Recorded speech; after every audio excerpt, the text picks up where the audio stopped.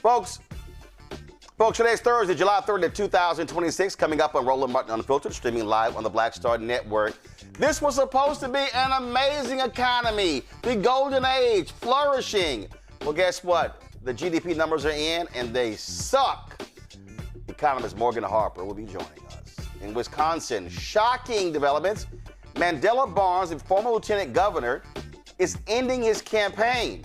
What in the hell is happening in Wisconsin? New data shows that black voters across the South are pissed off and are turning out in huge numbers. We'll tell you why. On Tuesday, Michigan voters head to the polls for their primary elections. I talked with Dr. Abdul El-Sayed, who wants to be the U.S. Senate choice from Michigan. You don't want to miss this conversation. Plus, a new report confirms that black men and boys face persistent economic disparities in education, employment, and household wealth. Dr. Wes Bellamy will be joining us. Plus, we've got the latest updates in the Nolan Wells case, where audio of a 911 call is leading to even more questions about what happened to the black 18-year-old Mississippi teen. And in Texas, the family of an unarmed black teen killed by police are not buying the claim that their 17-year-old committed suicide by a cop. We'll show you the body cam video. Folks, it's time to bring the funk on Roland Martin Unfiltered on the Black Star Network. Let's go. He's got it. Whatever the miss, he's on it. Whatever it is, he's got the scoop, the fact, the find. And when it breaks, he's right on time and it's rolling. Best believe he's knowing. Putting it down from sports to news to politics. With entertainment just for kicks, he's rolling. It's on go, roll, y'all. It's Roland Martin, rolling with Roland now. He's funky, he's fresh, he's real, the best, you know he's Roland Martin now.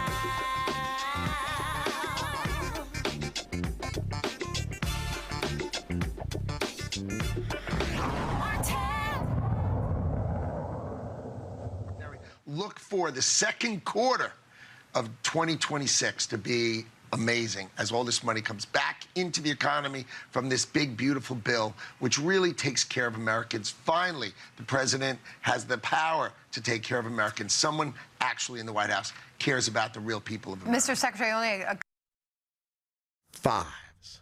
You're going to see fives in the greatest economy in the world. You're going to see fives.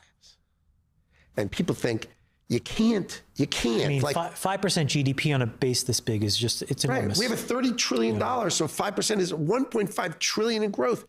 And if we cut rates, you'll see sixes. And people would never, before Donald Trump walked into that office, don't think that's possible. And what's six mean? Let's just put six in context. Six was China at its peak under central planning with a tight control on every aspect of its economy. That was what the world knew as what six looked like in the modern era. And now the alternative version of six will be the president, you, the team, in a much more open way. I'll be shocked. You would have said it could never happen. I would be shocked. I mean, that's an incredible. Okay. You're going to put it this way. You know, it wouldn't even be fun for you when we see the fives. Yeah. Because they'll be so soon. They could be this quarter, as in the first quarter. So then I'd say, well, you have to come back and see me when it's 2.5. But then you'll come back in a couple of months, and then you'd say, Howard, I just spoke to you for an hour. I don't need to speak to you again. But you're going to see fives, like as in early in 26. That's incredible. And then if they cut rates, and that's the thing, I need a new Fed chair who cuts rates. And if they cut rates, sixes. You'll see sixes. And what you're going to see, what that means is jobs are abundant. Yeah. Good jobs are abundant. High-paying jobs are abundant. Right. Construction jobs, you just get paid more money to be who you are. You make more money. And that is not inflation. That is called 6% GDP growth. Oh, wow. That was Howard Lutnick, our Commerce Secretary, predicting this amazing, wonderful, just transformative economy. I was looking for that meme. I couldn't find it. Remember the little kid in the back of the car? He goes, bullshit? That's what you just heard. New federal data out shows that U.S. economic growth has slowed significantly in the second quarter of 2026, amid a widening in the trade deficit and, of course, the country's war with Iran. The GDP increased just 1.5% last quarter, beneath the 2.1% it was expected by economists. And again, light years away from that bullshit. Take a look at what Trump's, now remember, this is what his Commerce Secretary Howard Lutnick said, okay? I'm going to find for you and I'm play for you what Scott Bessent, the Treasury Secretary, said, okay? Just more BS. That's all they've actually done. It's all been a lie. He lies, they lie, and the dumb American voters who voted for this idiot, they fell for the okie doke, and we had a great economy that rebounded coming out of COVID with Biden-Harris, and this fool promised it was going to be grander, but it's not. Midterms are approaching. Republicans are scrambling because they're getting their butts kicked. Then you have this idiot, the Secretary of Health and Human Services, Robert F. Kennedy Jr., amid complaints about beef prices being too high, and he decides to go, beef? Why are you worried about beef? And this is true all over the country. There's a lot of good food in grocery stores that goes away. Most of the cheap cuts of meat are very inexpensive. If you buy a porterhouse steak or a strip steak, it is gonna set you back. You can buy liver or the cheaper cuts of steak that are very, very affordable. I'm sorry. Did Mr. Worm in the Brain actually say, well, you don't have to worry about buying a porterhouse steak. Forget ground beef. You could go buy some liver. Okay, my mama likes liver. I can't stand liver. The only thing that I think I've consistently eaten liver in is when my daddy makes dirty rice. And hell, I think he stopped even using liver in the dirty rice. So if you actually think I'm gonna sit here and say, let me get a New York strip steak or a porterhouse steak or some ground beef, and I'll go ahead and try the liver, you out your damn mind. And I guarantee you Robert F. Kennedy Jr. ain't eating liver. Trump's new Fed chair is admitting that Donald Trump's own stupendous, ignorant, shameful, ridiculous, and clueless war with Iran is actually making inflation worse. How are you factoring the fact that a large portion of the inflation overshoot is being caused by supply shocks, as it's mentioned again in the statement? Does that blunt the effectiveness of rate hikes in your view? First, on the premise of your question, it was almost as if you were listening to our discussion in the last day and a half. A lot of our focus was on trying to understand and identify underlying inflation dynamics amid shocks. We take these shocks seriously. There have been a series of them that have been hitting this economy. We're not looking through them and saying, oh, they don't matter. What we're trying to understand is to what extent are these shocks broadening in their effects, broadening in their impact on prices that are quite far removed from it. Our goal is to have growth that is broadening and inflation that is becoming more limited, more circumscribed. I'll be the first to admit the shocks make this job in this policy conjuncture a little tougher. Wow. Joining us now, Morgan Harper, Director of Policy and Advocacy for the American Economic Liberties Project. Morgan, glad to have you here. All they have been doing, Morgan, is lying. They have just been sitting here saying, let's just throw some shit on the board, let's see if it sticks. That's all we got going on here. And so their own nonsensical, utterly ridiculous policies have been destroying the economy. Trump's stupid tariffs, okay? This idiot, y'all find me the clip again. This idiot, we played the other day. This idiot goes to Michigan and is standing there with the General Motors executive, the CEO, and her top leadership. Oh my God, my tariffs have been amazing for General Motors. Oh, except the $3.1 billion they've lost because of your tariffs. Yeah, I mean, it would be funny, Roland, if this wasn't real life. And I think you're right. I mean, for folks who were saying, and I spoke to some people like this, oh, they've got a plan. There's going to be a grand vision for how they're rebuilding the economy. Like you in that first clip you played. I mean, that guy, that's asking the question he's talking to is supposed to be one of these titans of Silicon Valley, startup expert, investment expert, all of this. It's crazy, the number of people who were duped by this. But yeah, the numbers are telling a very clear story that we are not seeing great growth, actually slowing and a reduction or something coming in lower than expectations in terms of GDP growth. And I just want to take a second to make sure everybody understands what's going into that GDP calculation is a combination of how much we're spending, how much the government is spending, the net export. So how much, what are we sending off that we're building as a country versus what we have to bring in from other places, and investment. And based on the numbers that we're seeing from this last quarter, the main thing that's driving even this very low level of growth relative, especially to the expectations that they were throwing out there, 5-6%, it does seem like it's mostly consumer spending and business investment in AI.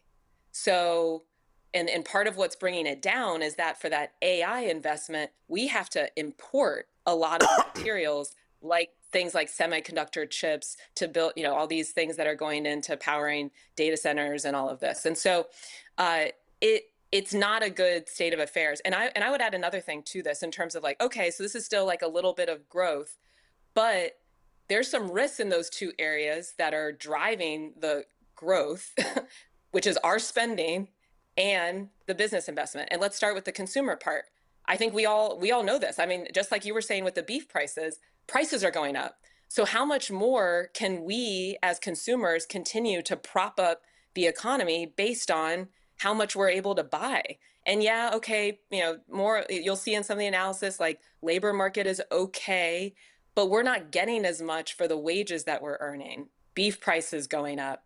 The other data that came out today and showing just across the board how prices are continuing to go up for some of the core goods that we have to buy, and things that aren't even included in that calculation, like gas, is back up over $4 a gallon. And so, that's a real risk. If these shocks continue, which they will, because this is just the nature of this administration, is to inject shocks, not try to manage them or reduce them or actually promote growth with like another round of tariffs, then it's not clear consumers are going to be able to keep up these GDP even at this minimal rate. The other thing I would say about the business investment, and again, this is not business investment in real infrastructure spending, building things. It's a lot more the software, AI, data centers. It's not clear that's going to continue. I mean, one, I think there's some policy risks around that, just as the mood is shifting, the voter sentiment and how policymakers are responding to things like data centers. But then also, and you're starting to see this even from a lot of Wall Street folks, just how much the economy is weighted towards AI and how much of that investment is going towards AI doesn't seem sustainable. People don't think that it's actually going to prove to be a strong return on that. And that might not keep up either. So wherever you look at these numbers, I think there's again, it's a very, very modest rate of growth as it's happening, nothing near like the expectations. And even with that little bit of growth, some serious risk that even that can continue. Yeah, I just sit here and laugh, and you're absolutely right. All this AI spending reminds me of the internet bubble of 1.0, when it was just dumb spending. I mean, it was just utterly ridiculous. And I really don't understand the billions upon billions that they are building on data centers. And you're like, okay, exactly how you gonna make the money back? Because essentially, all they're doing is buying from each other. Okay. Right. I mean, it's like literally OpenAI, buy from NVIDIA, buy from. It's just that's all that's going on here. And they claim, oh no, this is one of it. So yes, all these major institutional investors are making a boatload of money, and I think what's going to happen is they're going to dump a lot of their money. And really, what's happening with our economy is akin to any idiot who bought stock in Donald Trump's technology company, and how they fared. Exactly. Yeah. And I mean, getting back to the data center point, not only is it creating this risk in the market, but then that's also another driver of our costs as consumers going up with utilities. There's these talks around and proposals around they'll pay their fair share. Well, paying your fair share depends on somebody that can tell the largest companies in the world what to do and that they have to listen. And that has not proven to be the case in interacting with these big tech firms and government policymakers. So I wouldn't have a lot of comfort in folks that saying, oh, we're cutting deals with them, they're going to pay their fair share, that we won't be the ones that, again, are carrying the bag and having to cover the cost for these things. And just one more example I would give on the beef prices in terms of like who's really running away here. I mean, there was a case that was brought under the Biden administration. It was called AgriStats to try to take on some of the collusion and corruption that was happening in the meat industry, driving up costs for consumers. That case was settled by the Department of Justice. Now, luckily, we're seeing some states that are taking, and plaintiffs actually, that are taking some action there on their own. But yeah, this administration is benefiting their friends. They're putting the costs on us, regular people. And the only hope we have is for some of these state enforcers to stop it, like attorneys generals are doing. But to your earlier point, Roland, having some shift in power come next January in 2027 is really essential to put a stop, or to begin to try to put a stop to some of this. So, folks, let me just give y'all some laughter, if you will. Here's the Treasury Secretary in November 2025 on Fox News. Go back to the non-inflationary growth. But look, we are working on this every day, and my prediction is that first quarter, second quarter, what we are going to see is we have brought the inflation down. It is curving down. And real income, the other side of that equation is real income growth, and we are going to see this from all this investment. Would a $2,000 tariff dividend check going to people be inflationary? Well, there are a lot of things that are going to happen next year. Is that one of them? And that could be one of them. And again, maybe we could persuade Americans to save that, because one of the things that's going to happen next year is the Trump accounts.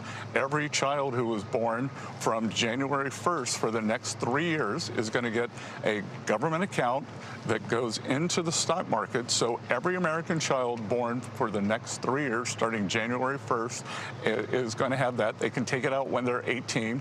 They're going to learn the power of compounding, and there's going to be a lot of financial literacy around that. And I think the reason that we saw kind of the disastrous election in New York is young people don't feel like they have a stake in the economy, so we want to give them a stake in the economy. We know that the health... I'm sorry, I don't recall that $2,000 ever showing up in these so-called Trump accounts. Was really a massive tax write-off for Dell.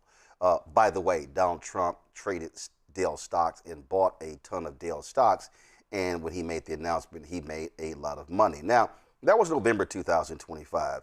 If y'all really want to see sheer stupidity, here's Scott Bessent in April of 2026 saying, no, it's really not the economy, and it's really not what we're seeing in the polling. It's just, really, it's a feel thing. Why aren't we seeing this sentiment? Why aren't people feeling better? Well, I when I was in the investment business, there are consumer surveys, but I used to look at what are the people really doing. So at Treasury, we have loads of CEOs come through, whether they're in retail, credit card, the banks, and the consumer, while they may be sounding grim, is actually quite buoyant. Mm-hmm. So we are seeing spending has been very solid across most categories. So they might not feel good, but... Well, look, in the heart of hearts, they feel good. In the heart of hearts, Morgan, they feel good. Well, if there's one thing I trust Scott Bessent to know, it's what's happening in the heart of every American. So that's a great relief. Yeah, we don't have to take anybody, or Scott Bessent at his word. The polling shows exactly where consumers are at. They're nervous. They're uncertain about where the economy is going. They're worried about rising prices, which the data is showing is a real concern. And I want to come back to one thing he said. Who are they talking to? They're talking to CEOs. They have a direct line on how they're doing. And I bet they are doing pretty well, because coming back to that consumer spending, the data is also showing higher income earners likely driving a lot of this spending. And so I imagine he is getting good reports from CEOs of America. But here we are, the rest of us in reality. And again, I mean, it's just wild. The other thing I would say about this data, because I'm sure folks will see this in some of the coverage, there has been a bit of a bump for some consumers because of tax refunds that came. This was one of the promises, the big beautiful bill, tax refunds coming, and so. Okay, that's kind of like a little bit of money, one hit. That is 100% not going to last. We all know that. And that's something that, is also likely to be helping some higher income earners. And so, yeah, this isn't a real plan. The other thing I would say is on the tariffs, because he was like, oh, yeah, we might get some consumer dividends, back from the tariffs. Not only are consumers not seeing anything, they're not even letting businesses in any sort of efficient way get their money back on some of these tariffs that have been found, to not have been done legally. And so, yeah, it's a lot of risk all around us. I know we talk about this every month, Roland, and regularly, and we're just continuing to see the signs of it, and a need for a different course here. Folks, it's actually just utterly hilarious. That line about, you CEOs, they come talk to me and things are great. I'll never forget when I was at CNN. It was 2009. We were at the upfronts, and that was a panel, and David Gergen was on the panel. Late David Gergen, he advised 4 presidents, and CNN treated him like he was a god. A little G God, and it was like, oh, how dare you ever disagree with David Gergen? I'm like, well, when his ass is wrong, he's wrong. And I'll never forget sitting there on the panel, and let me say this again. This was the upfronts, and I think it was 2009. So we had just had the election. We were literally mired in an economic calamity. I remember him saying, I've talked to a lot of CEOs, and things are really going well in the country. And I went, well, I've talked to a lot of CEOs of households, and I can guarantee you it's not. And everybody looked at me like I was crazy. And that's really what you're dealing with here. Scott Bessent is worth millions of dollars. Lutnick, same way. Trump's cabinet is the richest in history. These rich people, all they do is spend their time with rich people. They don't go out in the world. You've never seen Scott Bessent in a low-income neighborhood of black people, brown people, or even poor white people. You haven't seen that. They don't do that. Lutnick is not going to do that. They're not spending any time there. And so these people are sitting here, and let me just be clear, Morgan, they're raping and pillaging the country. What they're doing is it's massive insider trading in this administration. They are making off, they are stealing from this economy. They are awarding massive billions of dollars in contracts to Jared Kushner, to the Trump children, and everyone else. And all of these, and we're going to talk about it next, all these MAGA people, they don't care. They don't care what these thugs do. And I'm sitting here going, they are playing y'all for fools. And hopefully, Morgan, folk wake up and go to the ballot box in November and penalize these thugs. I hope so, Roland, because, yeah, I mean, this is one of the most corrupt administrations in history. You are right. I mean, we can go through, there's been deal after deal that it's pay to play. If you can get in front of the White House or give some money for the ballroom or the inauguration, then your deal gets through. I mean, we could have a whole show about the deals that have gone through and how they're benefiting very, very rich people that are friends with the president. I agree with you. I mean, this is a time to kind of wake up. I'm glad you're going to be talking to Abdul El-Sayed, who's running in Michigan, and some of the policies he's running on. I saw he was in a video yesterday talking about some former Republican voters who now are shifting his way. I don't think that should be the basis of our strategy, if that's a different political conversation. But yeah, I mean, people are out here starving. I'm not exaggerating when I'm saying that. And Scott Bessent, these guys do not care one bit. And it's disgusting. And we just need to make sure that people really understand, the risks and really the need to turn out and make sure we can get rid of these guys. I remember a question from in a nonpartisan way, since I'm at American Economic Liberties Project. Right. So, you speak nonpartisan. I speak black. All right. Let me go to my panel with a question or comment. Joining us, Dr. Greg Carr, Department of Afro-American Studies at Howard University. Joining us from D.C., Reese Colbert, host of the Reese Colbert Show, joining us from D.C. on Sirius XM Radio. Dr. Avis Jones-DeWeaver, host of the Fearless Politics Podcast, National Harbor, Maryland. Reese, your question or comment first. Yes, Morgan, can you speak to kind of Kevin Warsh and his insistence on trying to avoid raising the interest rates, but the markets are already reacting with higher yields? Can you talk a little bit about that for people who don't know the dots, how the dots connect in terms of their interest rates, credit cards, mortgages, and car notes and things of that nature if they're looking to get some new debt?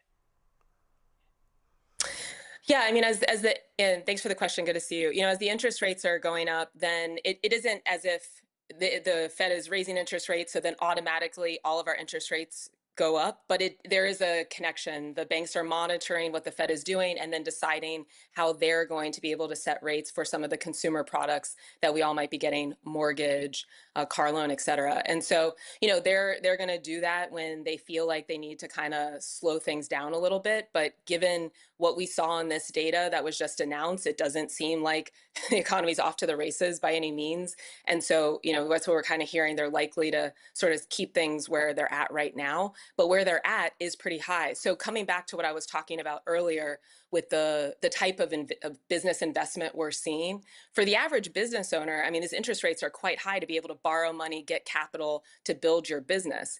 Who can still operate at very high interest rates? Well, it's the companies that have the most access to capital and resources. And so, if we don't see those come down, then it's going to continue to depress the type of business activity that our small businesses, a lot of entrepreneurs that we might know that are based in our communities would need to be able to build, and instead going to continue to favor some of these very, very large corporations that are really, as we were talking about earlier, shifting the economy in the direction of AI and introducing a lot of risk that will likely end up impacting us as consumers as well, and more so than it already has. I know Morgan has to go. Does Greg or Avis have a question for her? I do have a super quick question. At the very beginning of the show, Roland referenced back to Trump's reference to a golden age. And I consider this particular age, in terms of what he has bought in through the big robber baron bill, which is what I would call it, is a new gilded age. With what we are seeing with regards to all of the spoils that have been given to the richest of society and the way that the rest of us are being pilfered. My big picture question for you is, how long is this sustainable? Will we see a bit of a return in history from the last time that this was done, and what actually happened as a result of that? It's a great question. I wish I had infinite time actually to answer all these questions. They all are really good. So I work at a place called American Economic Liberties Project. We're focused on breaking up monopolies. A lot of the policies we push for, like, to break up monopolies, are rooted and actually were based on laws that were passed in the last Gilded Age, about 100 years ago. So I think you're absolutely right. What we're experiencing now, very similar set of circumstances where we're seeing this concentrated wealth that's being translated into concentrated wealth in the economy, translated into concentrated political power and corruption of our government, and our government being captured by the most economically powerful entities, both in the U.S. and globally. And what we saw then in reaction to that were some of these laws getting passed that were transformative and really were then able to be used to build out a more stable middle class in the U.S. until, the 70s or so, when we moved into deregulation, Reaganism, neoliberalism, that's kind of sent us down the tubes for the past 40 years. So I remain hopeful, and I think this is why some of the political races that are happening right now are so important. The policies people are running on so important. Should a different set of people have power, there is likely going to be an opportunity for transformative policymaking because things are so bad, just like they were 100 years ago. And I hope that folks will see that opportunity to really go for the jugular and shift things in a direction that's going to support a strong working class, Black working class in this country. And we might not get another opportunity. So there's no reason to go small here. And if Donald Trump has shown us nothing, it's that anything is possible when you get power, and we should use it in a positive direction to really support our people. All right, Morgan, we still appreciate it. Thanks a lot. Thanks for having me, Roland. It really is wild, Greg, when you look at just how completely insane these people are. This is Republican National Committee Chair Joe Gruters, and they just lie so easily. But the president, on the flip side, has been working since day one of this administration to go to bat for the average American worker. Look at the working family tax cuts and what he did. No tax on tips, overtime, Social Security. He understands the pain and suffering that real people are facing every day with gas prices, and he's trying to. No, he's not trying, Greg. He's trying to get as rich as he can in the next 2 years. That's what he's trying to do. That's what he's trying to do. And Ava says a hell of a question because Morgan gave a chance for Morgan to stretch out there. It's not sustainable. First of all, is there a single person in this criminal enterprise who looks like someone other than the kids who got laughed at in high school? Every last one of these people. Anyway, all right. So that makes it easier for the people to vote for them. Anyway, but. And Morgan said it, and you said it. They are stealing, and they got these lemmings up here who are basically, because they're lying to them, just engaged in the fantasy. And the lie is the point. They have separated any notion of truth. Truth is out the window. Now they just say it's a lie.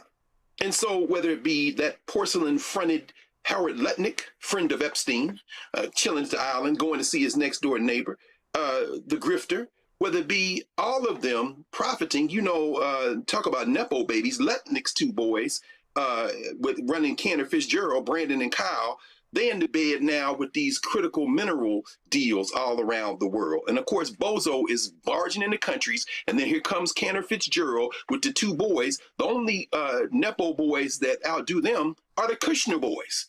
Mr. Dead Man Suit Kushner, propped up by the Saudi billions, and now you see his younger brother Joshua is trying to buy 20% of FIFA. 20% of FIFA. That broke this week. Congressman Raskin is going to try to drag the head of FIFA to the hill, and the EU is already like, what the hell are y'all doing? And this is all stealing. And as for Typhoid Bobby Kennedy, you need to be worried about measles and cyclospora. Leaked Dr. Fauci's diary to that crazy-ass Randy Paul, who should be worried about the measles outbreak, but is going after him. And then you got this guy Kennedy talking crazy because, as you said, either a worm ate his brain or something else happened. And you saw Senator Bernie Moreno up there dropping the F-bomb, yelling at Fauci when he should be trying to protect his daughter and grandbaby from that crazy-ass congressman who's accused of beating them both up. And so what we have now is a completely out of control patriarchy, white male elite, financial elites. And as they are doing that, they are trying to, they know the clock is ticking. So they got that little worm, nasty piece of work, Russell Vogt, running around in basements and attics trying to come up with different ways to finagle imposing new tariffs and moving all this stuff forward so they can just squeeze out a little bit more time. Finally, Morgan said it. This might be the last time that we can put the brakes on this stuff. And unfortunately, too many of our people think that somehow either this can be reversed or it's not going to impact them. They are straight stealing on a global level. And the only way that we're going to stop them is to hike up our big boy pants, our big girl pants, and get in that ballot box and at least try to put the brakes on some of this stuff in the next few months. And just one more for you all. Check this out. Go to my iPad. January 2025, Americans were saving about $9,000 a year. Guess what they're saving now? $5,000 a year. So when Scott Bessent said in November, we want to give them $2,000 and we hope they start saving and they can experience compound interest. Nope, they're experiencing compound losses, Scott. But then again, I'm quite sure your investment accounts have actually gone up a tremendous number. All right, we come back. We're going to talk about the drama out of Wisconsin. The former Lieutenant Governor Mandela Barnes shockingly drops out of the race. Also, new poll shows MAGA don't give a damn about no scandals or even sexual harassment. They're going to vote for the candidates anyway. Democrats, we tried to tell you. You're watching Roland Martin Unfiltered on the Black Star Network.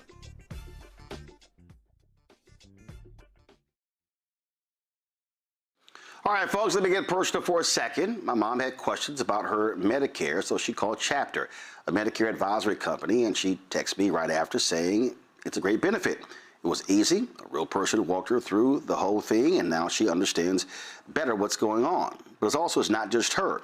A woman in Yonkers wrote in saying the process was so simple, the enrollment was easy, and she was so glad she called. Then there's Marilyn, 90 years old, in Florida, living on Social Security. Her premium climbed every single year north of $400 a month for coverage she could barely afford anymore. So what does she do? She called Chapter. They found her the same top-tier coverage for hundreds of dollars less. 90 years old, and finally somebody in her corner. I hear stories like that again and again from our community. The Medicare system was not built to work for you. Too much fine print, too many plans. Yet Chapter's advisors are independent and honest, the only Medicare advisors that compare every plan nationwide. They're focused on one thing, what actually works for you. If you're already in the right plan, they'll tell you. No games. And people who switched with Chapter saved an average of $1,100 a year. All it takes is 20 minutes. You talk to a real person, and it's completely free help. So call Chapter at 724-264-8281, 724-264-8281. That's Chapter. Let me ask you a question. Why do so many people seem to think they know black men so well? What they think we want, what they think we need. Hell, they even tried to tell us why and how we voted, but never had a conversation with us. Never asked us how we felt, what brings us joy, what makes us angry, what makes us scared. How do we live? That's what this show is about. No translation, because we don't need anybody speaking for us. We can speak for ourselves. This will be a show where we bring brothers on that you don't see on every other talk show. Nope. Brothers that are doing work in local communities with black men for black communities. We're going to hear each other and try to understand so perhaps we can move forward together. No translation, because we don't need anybody speaking for us. Nope. What we need is each other. No translation, right here on the Black Star Network. Check it out. What's up, y'all? This is Wendell Haskins, a.k.a. Win Hogan at the original T-Golf Classic. And you know I watch Roland Martin Unfiltered.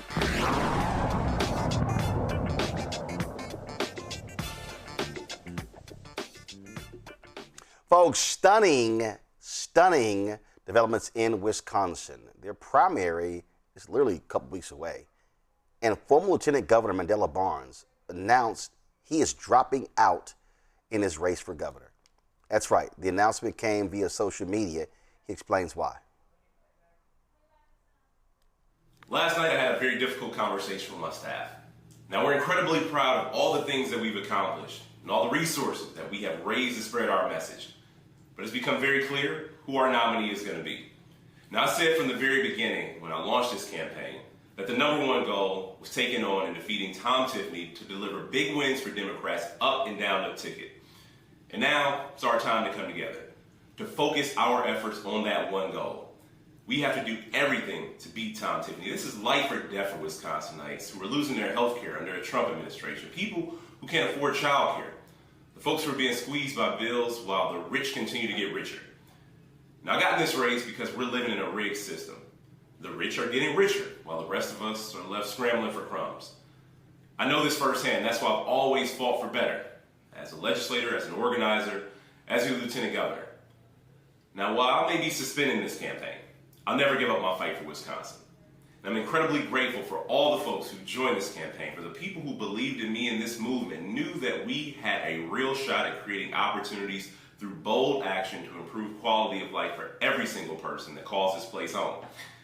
Now, we have to do everything we possibly can to defeat Tom Tiffany.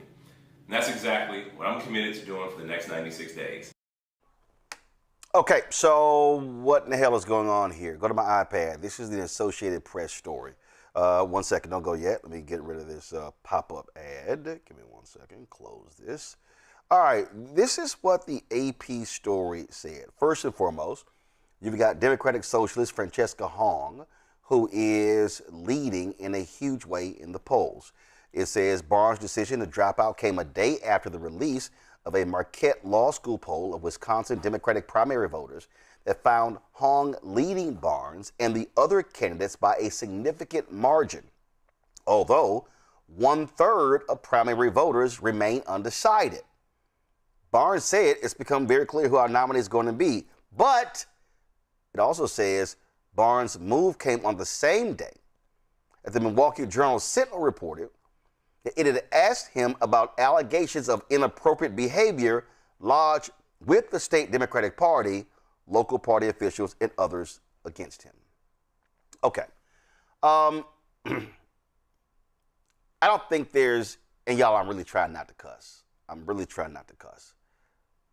But what's happening in Wisconsin has been a total clusterfuck. I mean, it is insane. You have a Democratic governor, Tony Evers, okay? You finally have, frankly, Democrats who've taken over the Wisconsin Supreme Court. They have an opportunity to break the Republican hold in the state legislature. And the governor's race has been completely insane. It has been insane. Here you have, again, Barnes, former lieutenant governor. Well, the current lieutenant governor was running. She dropped out. Then you had the brother, Milwaukee County Executive David Crowley, who was running, who then dropped out of the race, and then he got back in the race, and the current Democratic governor, Tony Evers, endorses Crowley. Then on top of that, you've got Democrats saying, if Hong is our nominee, we're going to get crushed by the Republican opponent at the ballot box in November, because Wisconsin is a very much a split state. Avis, this is a crazy, I've literally never heard of one of the top tier candidates resigning 2 weeks before the primary election, with even that poll 1/3 of the people undecided. You can't tell me he dropped out because of that poll. This is regarding the allegations. The Wisconsin Democratic Party received an anonymous letter in 2024 and again in 2025 making allegations against Barnes, a person with direct knowledge, go to iPad, with direct knowledge of the party's actions, told the Associated Press. The person was not authorized to speak publicly about the review. The party hired a law firm in 2025 to look into claims that Barnes used his position in the party to seek out inappropriate relationships with young adult women. The person said the review found nothing actionable because the allegations were anonymous and unspecific. The person with knowledge of the probe said Barnes' campaign issued a statement saying there are no allegations of misconduct or wrongdoing against Mandela. So if anonymous allegations are made and you say there's no truth to them, why would you drop out of the race just because a poll shows you down? I don't know. You're exactly right. This is extremely unusual. It makes me wonder if there's something going on that remains unsaid, because it is completely nonsensical. Now, I will say what you just mentioned there about this allegation, but if the allegation seems to not have any substance, that should not be enough for him to drop out. It would be very easy, honestly, for anyone to make an allegation, anonymous allegation. So are you setting up a precedent where if people want to be targeted, all your opponents would have to do is have somebody phone in an anonymous allegation, and all of a sudden you're gonna fold? It just makes me feel like there are some unspoken things going on here that is really at the root of this, because it's hard for me to believe that the very thin slices of evidence that you've just shown would make somebody, drop out of the race, particularly someone with his background, and especially since the polling shows that 1/3 of voters have yet to make up their mind about their vote. There's plenty of time left and plenty of people out there that were still in play. And so, honestly, it makes absolutely no sense to me at all. None at all. So, Reese, go to my iPad. Marquette Law poll finds expanded support for Hong in Democratic primary. Barnes sits second and Crowley third. Okay, so when you look at this poll, this is what it says, Reese. A new Marquette Law School poll survey of Democratic primary voters finds State Representative Francesca Hong leading with 38%, followed by former Lieutenant Governor Mandela Barnes with 16%, and Milwaukee County Executive David Crowley at 7%. Former Department of Administration Secretary Joe Brennan is supported by 2%, and State Senator Kelda Roys is also the choice of 2%. In the previous Marquette Law School poll survey conducted July 8th through the 16th, Hong had 26% and Barnes had 15%. Crowley was not a candidate at the time of the earlier poll, while Lieutenant Governor Sarah Rodriguez, who subsequently suspended her campaign, had 11%. But this is lying. In this poll, 34% of primary voters remain undecided, down from 45% in the previous poll. Ask for their second choice in the primary, 20% pick Barnes, 13% choose Crowley, 12% prefer Roys, with Hong receiving 8% of second choices and Brennan 7%. The remaining 40% say they haven't decided on a second choice. So even though this poll is not favorable to the Barnes campaign, I'm just befuddled why you would drop out when the election is in 11 days. I have one word: donors. If the donors pull the plug on your campaign, you cannot mount a competitive campaign when you are 18 points behind. And this story about this alleged misconduct, it actually popped up on July 9th and with reporting from the Milwaukee Beagle. And so this story has had some legs, at least in Wisconsin, for a number of weeks. I believe that's probably likely why David Crowley popped back in the race after Sarah Rodriguez withdrew from the race, because they didn't want to pin all of their hopes on Mandela Barnes. And I think that they might have hoped that he would drop out sooner with the reporting and with some of the pressure that was happening behind scenes, allegedly. But he didn't do that. And so I think it probably became untenable for him to proceed with increasing intents to report on this. You already talked about the other newspaper that reached out to him today for a comment on this. And there really isn't much of an appetite right now, I don't think, from major party players, whether it's at the state level or other levels, to engage in any kind of Me Too allegations. And if you're explaining, you are losing. And we've seen misconduct allegations that have been launched and derailed campaigns, rightfully so. If you ask me, if you are doing things that are inappropriate, then you should not be running for higher office. And anonymous complaints can very easily turn into named complaints. Complaints can also very easily turn into more extensive complaints. We saw that with Plattner. And so I'm not passing judgment on the veracity of them. I'm not trying to impugn former Lieutenant Governor Barnes' character or say that he did anything wrong. But I think if you look at the political landscape that he was facing in Wisconsin, already running from behind, already having this story hang over, already preparing for this story to get bigger, he probably did not have much of a choice but to step aside. Totally. So that obviously makes things stronger for Huang, who's already in the lead. And I think that perhaps maybe Tony Evers and others were kind of hoping that David Crowley hopping in the race could provide a contrast to Huang that they're so scared about. So we'll see how this happens, but I don't think that this was something that just happened overnight. Like I said, this story, the reporting around this started going public around July 9th.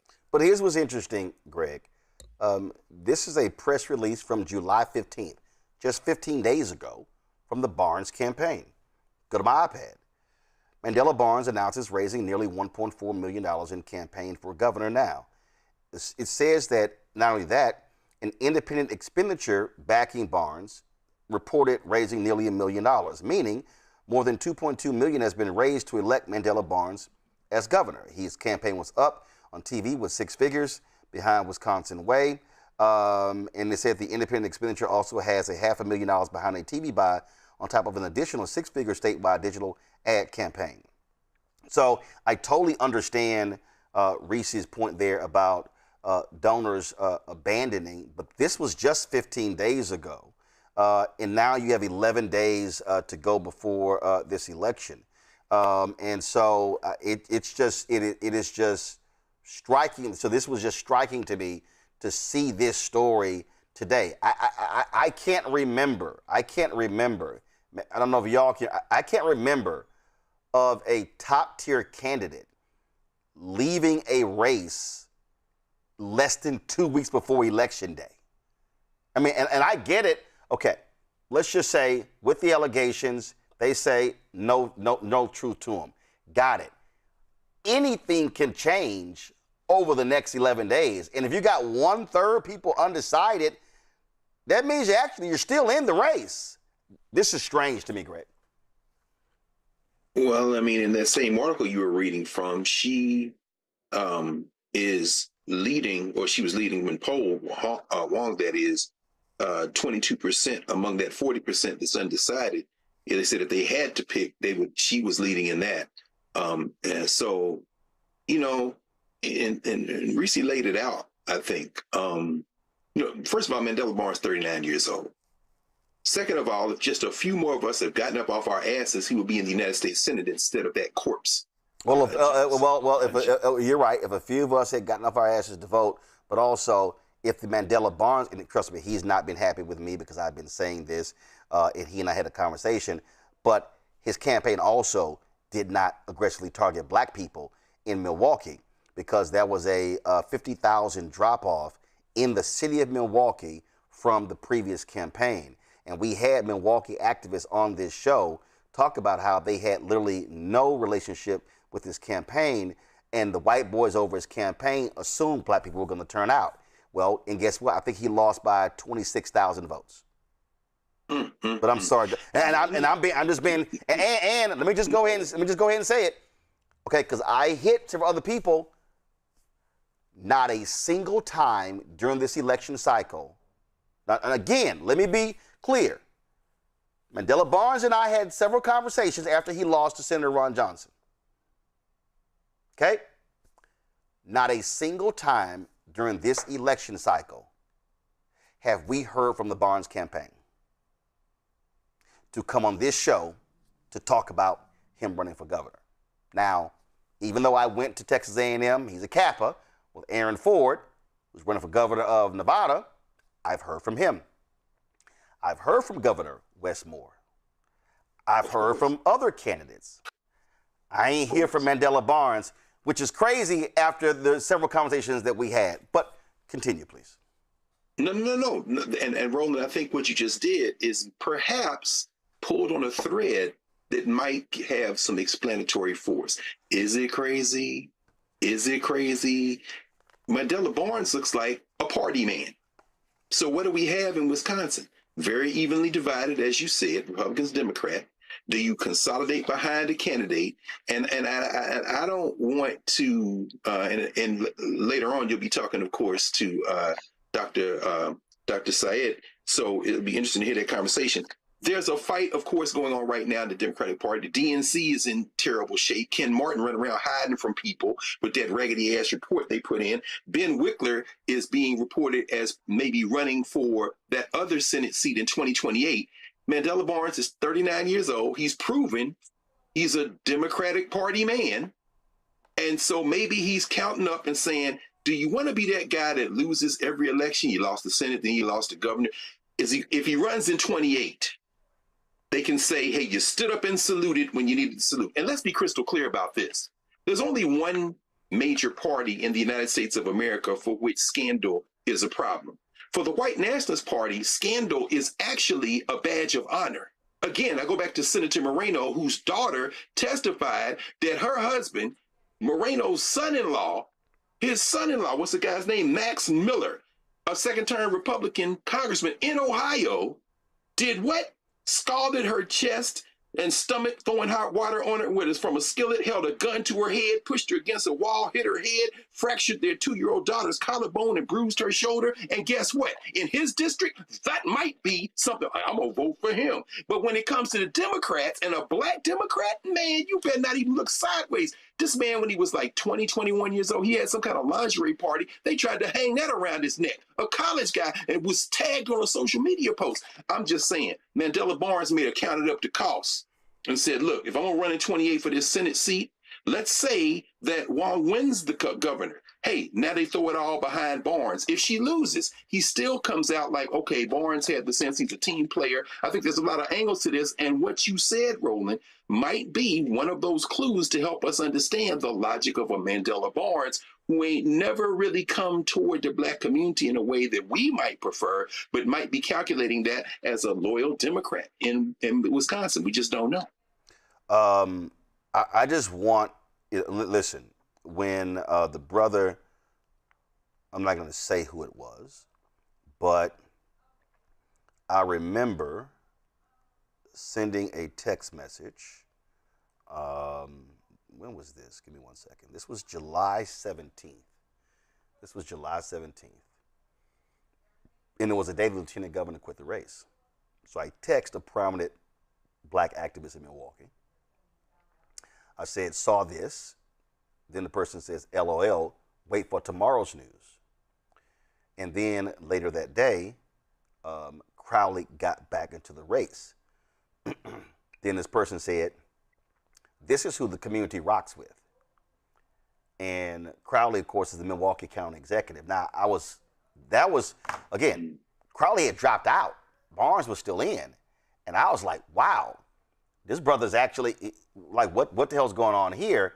And so I have not seen any. Can I just say real quick, he dropped out the day before that Milwaukee Beagle article. He dropped out July 8th, and that article came out July 9th. And he might not have dropped out had that article came out first. Ah, gotcha.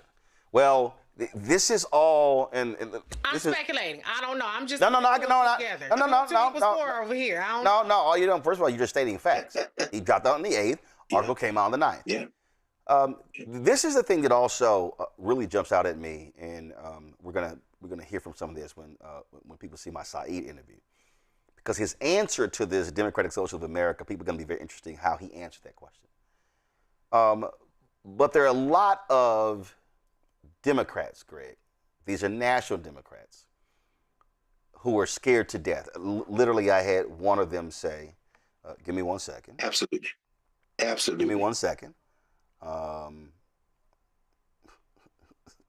See, I love, because everybody, see, this is why we deal with facts. So an extremely prominent national Democrat, when I sent the Barnes dropout, said, we're going to lose this race, SMDH. And come on. No, and so what you have this sentiment that because she is DSA, they're going to lose Wisconsin. But Greg, could these Democrats be completely missing the real subplot here? And that is, if you look at what Hong or Wong, not sure how to pronounce her name, if you look at what she's speaking to, if you look at what Mamdani was speaking to, come on. If you look at to what the sister was speaking to, her name escapes me, who won in D.C. If you look at where these candidates, Janice George. Okay, there you go, Janice George. Yeah, Janice George. If you look at how they've been running, maybe what Democrats should be saying is, what are they speaking to and saying, as opposed to Democrats being listening to too many Republicans and getting caught up in the title, Greg? What you call them, Roland? Them smart-ass white boys? There's a fight going on in the Democratic Party. What was it, 2 weeks ago you talked with Chris Rapp out of Philly? Mm-hmm. I mean, when you're talking about human issues, when you're talking about people's stomachs, when you're talking about people's bank accounts, when you're talking about people's children, when you're talking about the aches and pain that people have that they can't go to the doctor because they don't have health care, they're trying to hang the label Democratic Socialist on brown people's neck. But here's the problem. people are chewing on it, and they're finding they like the taste. So when you talk to Zoran Mamdani, what did he say? He said, I'm not the first Democratic Socialist mayor of New York. That would be David Dinkins, who was a card-carrying member of the DSA. And so the boogie tactic is not working. Now, as far as the Democrats are concerned, listen, I can't figure it out. Well, I don't want to say I can't figure it out. I'm saying it is speculation. But, you know, we got a Texas race with Tallarico down there, and Congresswoman Crockett has endorsed him, but she campaigned in Michigan for the lady who it was terrible, running against Syed. And I'm saying this is inside the Democratic Party, and you got the establishment Democrats, you got the progressives in there as well who want to be loyal to the party, and they don't know how to deal with this surge in this country. Now, if this were the 1930s and it was Franklin Roosevelt, they'd all be on the side of a very democratic socialist sounding president who was a child of privilege riding out of the governorship of New York. And the next thing you know, happy days are here again in the New Deal. These white boys, the white nationalists, been fighting that fight against all of this specter of making it a little bit more equitable for people to live in this society since the 1930s. They were against the New Deal. They were against the Great Society. We heard it earlier when Morgan started talking about Nixon. Their whole thing is wreck it, make as much money as you want, and damn the rest of these people.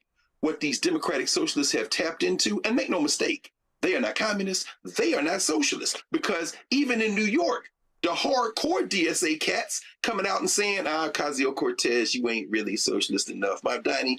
So if you know the inside baseball of that ideological struggle, they're looking at those people like, when you started running for office, we started looking at you suspicious, because they are suspicious, some of them, of all electoral politics. I'm saying it's coming down to this. The Democratic Party is on the verge of giving these white nationalists another set of talking points by trying to eat these people who have some real appeal among people who are hurting.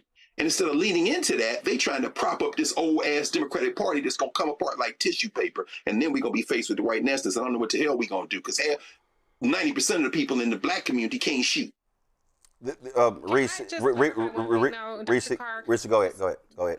Oh, yeah, because Jasmine Crockett hasn't endorsed Haley Stevens. She's in Michigan to support Bridget Brink, who's a congressional campaign. So I know that there have been some people who have, their Google AI has been given this result back that Jasmine Crockett endorsed Haley Stevens, but then the actual articles point to her endorsement of Javier Becerra.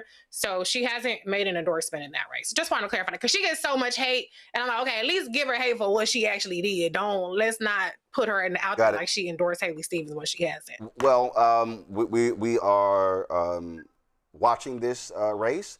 Lots to talk about, and we'll continue to do so.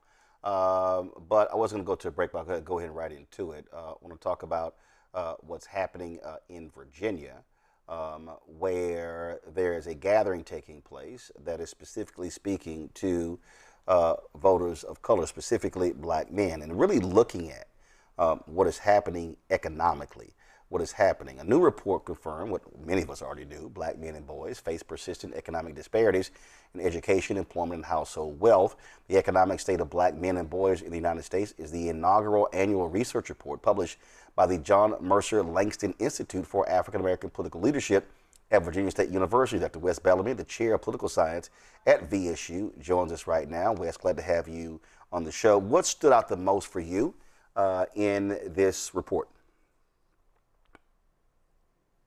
Well, hey, Roland, good to see you, brother, and much respect to everybody who's on the show.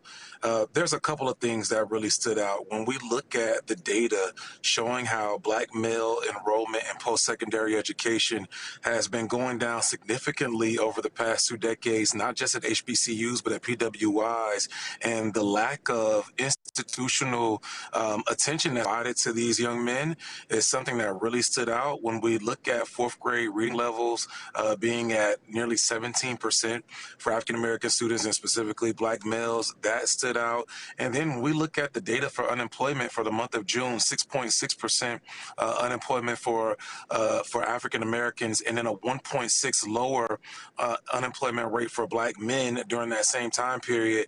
It really shows the dire state of emergency that many black men are in. And I think that now more than ever, we have to make a conscious effort to bring forth tangible solutions and concerted effort efforts to be able to address this crisis with black men.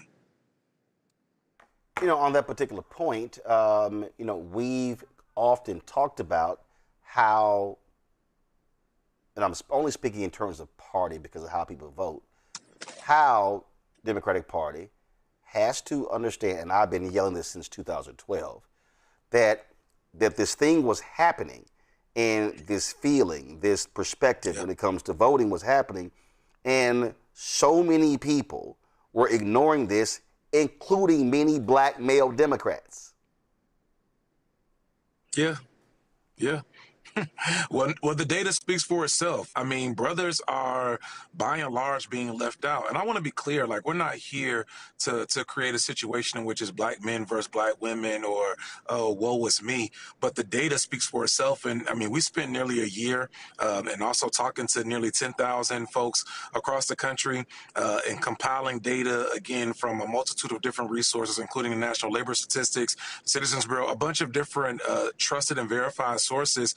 And the data all concludes the same thing. Black men are in a state of emergency, economically, educationally, and it goes to show why they're easily swayed when it comes to voting, easily swayed when it comes to being disengaged. And obviously, that's not everybody. We had our Black Male Leadership Institute today, nearly 50 young black men from across the Commonwealth of Virginia, all there. But that doesn't negate the fact that there are a multitude of us who are still feeling as if they're being left out. And the data is showing that they're not going to post-secondary education. And furthermore, they're not looking at different ways to be able to move in the upward trajectory because they're just not getting the same attention. Questions from the panel. Greg, you go first. Thank you. What's going on, Dr. Wes? How you doing, man? What's up, OG? How you doing, man? I'm doing all right. Shout out to the Trojans, man. Tell our brother president that I said hello. You know, yeah, Wes, tell that Alpha we said what's up. No question. You already know. I didn't start with you. I didn't start with you today. Go ahead. See, I ain't even mean, you know, good brother. Because he can't help it. He can't help it. Slipped it in. I'm sorry I set it up like that. Right. Sorry, Wes. Hey, man, but you know, I think about this, and obviously black men, black boys are in crisis. How do you think about, particularly now, you training young minds, you there in the academic space, how do we perhaps tinker with this paradigm, the gender paradigm, so that we maybe read this data about black men and boys, not just as males, but as members of the community? Because I think about how we disaggregate data, females, males, and it's almost like these categories aren't the lived experiences of our people. So we say this is a crisis facing black men.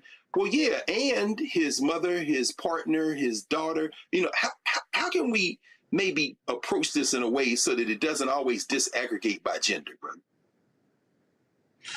Well, I think that in some ways, my leader, we are going to have to look at disaggregating this by gender, because if we don't have tangible solutions dedicated specifically to black men and boys, I think that the other individuals who you named, the sisters, the mothers, the daughters, they're going to have to deal with the lack of progression in many ways from brothers not getting what they need emotionally, psychologically, and really educationally and financially. So in my personal estimation, what we've seen on the ground is when you have targeted programs like things such as when you have like Saturday Academy specifically dedicated to young men, or when you have specific programs dedicated to young men, instilling and providing them with dedicated supports, intentional supports, we've seen the achievements be able to be met in different ways and that are very much so different than young men who are being kind of lumped in, if you will. I think that, again, I don't know how we get away from or get around the fact that just as all of us need some special attention from time to time, our young men, and honestly, I would make the argument that many of our middle-aged and older men as well, they need dedicated, specific, targeted supports and intentional attention to be able to address some of the issues that they have. When you look at, again, a 6.6 unemployment rate for black folk and then black men being even 1.7% higher than that, that means that there is a financial problem that's going to be in that household. When you look at 17% of all of our black students reading at a fourth grade level, reading on level at fourth grade, and black males being at nearly 12 to 13%, there's going to need to be some tangible supports that are needed there. I don't know how we get around that. Even when you look on our college campuses, I know you're at Howard, I'm at VSU, the lack of retainment for black males is just astonishing. The lack of progression for black males is absolutely abhorrent. And it's not just at HBCUs, it's at PWIs as well. So again, I don't know how we move the needle forward, if you will, without dedicated and tangible resources being dedicated to that population. Thank you. Avis. Yes. Hello there, Dr. West. I first have to start off with saying Hail State. Hey. All right, VSU in the house. Hail State. I have to, absolutely. I was really, first of all, congratulations on the report. I want to sort of point out this thing about disparities, kind of follow up on that. I was so happy to see that in your report you talked about wage gaps among black men. We often don't talk about that. Just last week, we had Black Women's Equal Pay Day. Right. But people don't oftentimes realize that there are wage gaps based purely on race. And your report found that black men make 77 cents to the dollars compared to their white male counterparts. Can you talk a little bit more about how black men fare when it comes to wages and what needs to be done to make sure that they get paid more? A lot of the challenges that we're facing, I would argue, is because black men just aren't making the money that they should be making. Yeah, I mean, that's a fantastic point. I see it in my work with young men essentially every day. The psychological impact that plays on brothers when they don't feel as if they're able to take care of their families, when they don't feel as if they're being able to make enough money to be able to support their children the way in which they want to, maybe be able to take their lady out on a date, maybe be able to get fresh to make themselves feel a little bit better about what's going on in their lives. It definitely plays a significant toll. And when you look at, again, black men making 77 cents for every $1 that white men make, the same way we have Black Women's Equal Pay Day, I think we have to be targeted in terms of talking to brothers about the same thing. Where I think it becomes a little bit troubling is that for some of us, it feels somewhat taboo to talk about the issues that black men are having from an equal pay perspective, because obviously we know it's not at the same rate as it is with the sisters. And I firmly believe we got to get away from always comparing the two. It's not you versus I. It's not black men versus black women.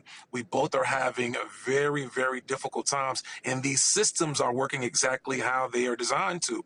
So for that matter, again, raising awareness about the lack of equal play for black men is important, but then also targeted programs for job employment and advancement. When we look at some of these trade programs that need to be targeting brothers, when we look at educational programs and educational attainment and advancement programs, we need to have targeted programs for our brothers. There's a multitude of things in which we can do in that regard that we believe can help raise wages for brothers. But again, they have to be targeted. We can't pretend as if it's just not happening anymore. Reese. Dr. Bellamy, so good to see you. I remember some months Hey, sis, back, how maybe you even a doing? year back. Good, thank you. I got into an exchange with a black man who took offense at discussions about black male unemployment and the kinds of issues that you've raised in this report that are very real that need to be addressed. How do we get to addressing them and moving past the resistance to people who feel like pointing out these disparities, pointing out the state of black men, and obviously some people are doing better than others, without there being that defensiveness, without this turning into the gender wars or to all the kind of wars that we fight against each other instead of uniting? Well, I'm not going to pretend as if a lot of brothers aren't sensitive. And I'm not going to pretend as if a lot of brothers don't have battered egos. Maybe I shouldn't say a lot, but far too many. And when we begin to talk about the disparities and the issues that are indeed happening, some brothers feel as if they're being attacked. So I think brothers, it's incumbent for brothers to have conversations and discussions with brothers to really provide them with the facts and let them know that this is indeed going on. This is happening around us, and it's not necessarily the sister's fault. To your point, we have to be able to avoid the gender wars. And I think that's why it's also incumbent for brothers like Roland, brothers like Dr. Carr, two OGs in the game to continue talking about this. When we have our own conversations, when we have our group chats with brothers, be able to allow brothers to emote, but also educate them on what's truly happening, what the data is truly speaking, and then help find targeted ways for us to get out of said funk. I think the brothers also have to recognize just because one or two be doing well, that doesn't mean that everybody is getting their equal pay. And because of that, we have an obligation to continue to work towards finding better for all. And that's going to require us having, again, targeted and very much so measured programs and intentionality with how we address these issues.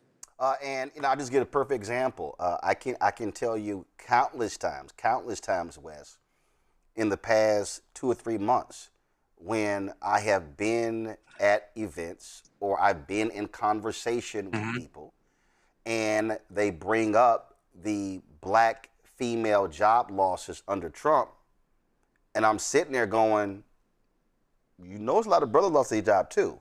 To your point, it's not about comparison. It's just stating the actual fact. And in fact, I sent a group I'm in. I said, hey, what question would y'all like to ask to El-Sayed? And literally, a sister said, ask him about the million black women who've lost their jobs. Now, when I asked the question, I asked about black men and black women. But we need to understand that, listen, you can't talk about this economy and only speak of black women who've lost their jobs when the black unemployment for black women and black men both have gone up. Yeah, so Roland, to that point, within the study, it's not one of the items that we have on the social graphics, but when you read the study, you will see nearly 650,000 black men have lost their jobs over the last year. I mean, that's an astronomical number. Obviously, it's not a million, but that doesn't mean that that number isn't to be discussed and taken very seriously. I mean, it is a crisis on both ends, and we have to be very intentional to not allow the bots and the fake social media profiles and the misinformation to make us fight against each other. It's a crisis on all fronts, and it's one in which we have to address deliberately. Absolutely. Folks, so if you go to, first of all, they have a QR code. Do y'all have it? Do y'all have where they can actually access the report? If you don't, I will show it on the screen. But while I'm doing that, do this here. Wes, to your point, why this matters, this is why we're launching next month this new show with Jeff Johnson. Here's a promo. Let me ask you a question. Yes, sir. Why do so many people seem to think they know black men so well? What they think we want, what they think we need. Hell, they even tried to tell us why and how we voted, but never had a conversation with us. Never asked us how we felt, what brings us joy, what makes us angry, what makes us scared. How do we live? That's what this show is about. No translation, because we don't need anybody speaking for us. We can speak for ourselves. This will be a show where we bring brothers on that you don't see on every other talk show. Nope. Brothers that are doing work in local communities with black men for black communities. We're going to hear each other and try to understand so perhaps we can move forward together. No translation, because we don't need anybody speaking for us. Nope. What we need is each other. No translation, right here on the Black Star Network. Check it out. And Wes, this is why a conversation like that matters. I can't wait. I can't wait. Salute to you, Roland. Much respect. You're all right for Alpha. Huh? Say it again? I said, I ain't saying it again. I said, you're all right for an Alpha. That's how I'm going to say that. Y'all, it's the Economic State of Black Men and Boys, the 2026 annual report. Go to my iPad. You see it right here. And if you're watching, come on, go to my iPad. Thank you. Let's go. Go to thank you very much.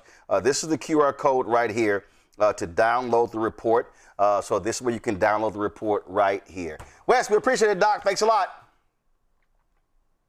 Yes, sir. Will do, man. Thanks, you, brother. Thank you very much. All right, folks, got to go to a quick break. We come back. My interview with one of the top candidates running for the U.S. Senate in Michigan. You're watching Roland Martin Unfiltered on the Black Star Network. Be sure to support the work that we do. Join our Brina Funk fan club. You want to contribute via Cash App, use the Stripe QR code. You see it right here. It's also for credit cards. If you're listening, go to blackstarnetwork.com to figure out ways to donate. Check some money order. Make it payable to Roland Martin Unfiltered. P.O. Box 57196, Washington, D.C. 20037, that's 0196. PayPal's R Martin Unfiltered. Venmo RM Unfiltered. Zelle Roland at RolandSMartin.com. Roland at RolandMartinUnfiltered.com. Back in a moment. All right, folks, let me get personal for a second. My mom had questions about her Medicare, so she called Chapter, a Medicare advisory company, and she texted me right after saying it's a great benefit. It was easy. A real person walked her through the whole thing, and now she understands better what's going on. But it's not just her. A woman in Yonkers wrote in saying the process was so simple, the enrollment was easy, and she was so glad she called. Then there's Marilyn, 90 years old, in Florida, living on Social Security. Her premium climbed every single year north of $400 a month for coverage she could barely afford anymore. So what does she do? She called Chapter. They found her the same top-tier coverage for hundreds of dollars less. 90 years old, and finally somebody in her corner. I hear stories like that again and again from our community. The Medicare system was not built to work for you. Too much fine print, too many plans. Yet Chapter's advisors are independent and honest, the only Medicare advisors that compare every plan nationwide. They're focused on one thing, what actually works for you. If you're already in the right plan, they'll tell you. No games, and people who switched with Chapter saved an average of $1,100 a year. All it takes is 20 minutes.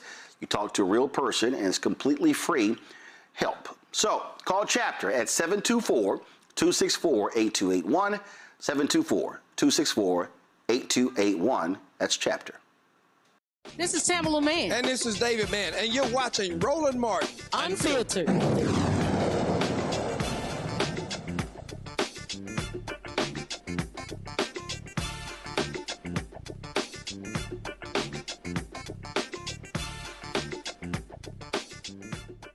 Democrats desperately want to retake the Senate from Republicans, but one of the places they must hold on to is the U.S. Senate seat in Michigan. There's a Democrat that's retiring there, Debbie Stabenow, and so voters go to the polls on Tuesday to elect the Democratic representative for that state, plus other races as well. Well, in the U.S. Senate race, Dr. Abdul El-Sayed is running against Congresswoman Haley Stevens. They're vying for that Democratic nomination to be on the ballot in November. Earlier today, I talked to El-Sayed about the campaign and why he thinks he's the best person to represent Michigan in the United States Senate. Dr. El-Sayed, a huge primary coming up, and black voters are going to be critical. What is your specific message to African Americans in Michigan as to why you should be their choice to represent them in the United States Senate? Well, thank you so much for having me. And I'll say it's because I've been showing up for the community since I started in public service. I rebuilt Detroit's health department after it had been shut down when the city went through bankruptcy and state takeover. In that work, we did things like guarantee every child a free pair of glasses, delivered at school within 2 weeks of a vision test, took on some of the biggest corporate polluters in our state, had every school, daycare, and Head Start tested for lead in the water after the Flint water crisis. We've shown up as Wayne County Health Director to do things like put air quality monitors all over Wayne County, provide free health insurance for new small businesses, and eliminate upwards of $700 million of medical debt over the next several years. So I'm really proud of the work that I've been able to do, but I'll also tell you this, I understand what it means to show up and to work alongside and behind key leaders in the community, endorsed by folks like State Representative Cynthia Neely and Mayor Sheldon Neely in Flint, Wayne County Executive Warren Evans, Commissioner Martha Scott, the Council of Baptist Pastors of Detroit and vicinity, and the Black Slate. And so I hope that I can earn folks' support because I've been showing up with and for the community for a long time. Now, I am not one to spend lots of time on polling, yet a new poll dropped showing you with a 15-point lead against Haley Stevens. Yet other polling shows that if it was a head-to-head with you and Mike Rogers, the Republican would beat you.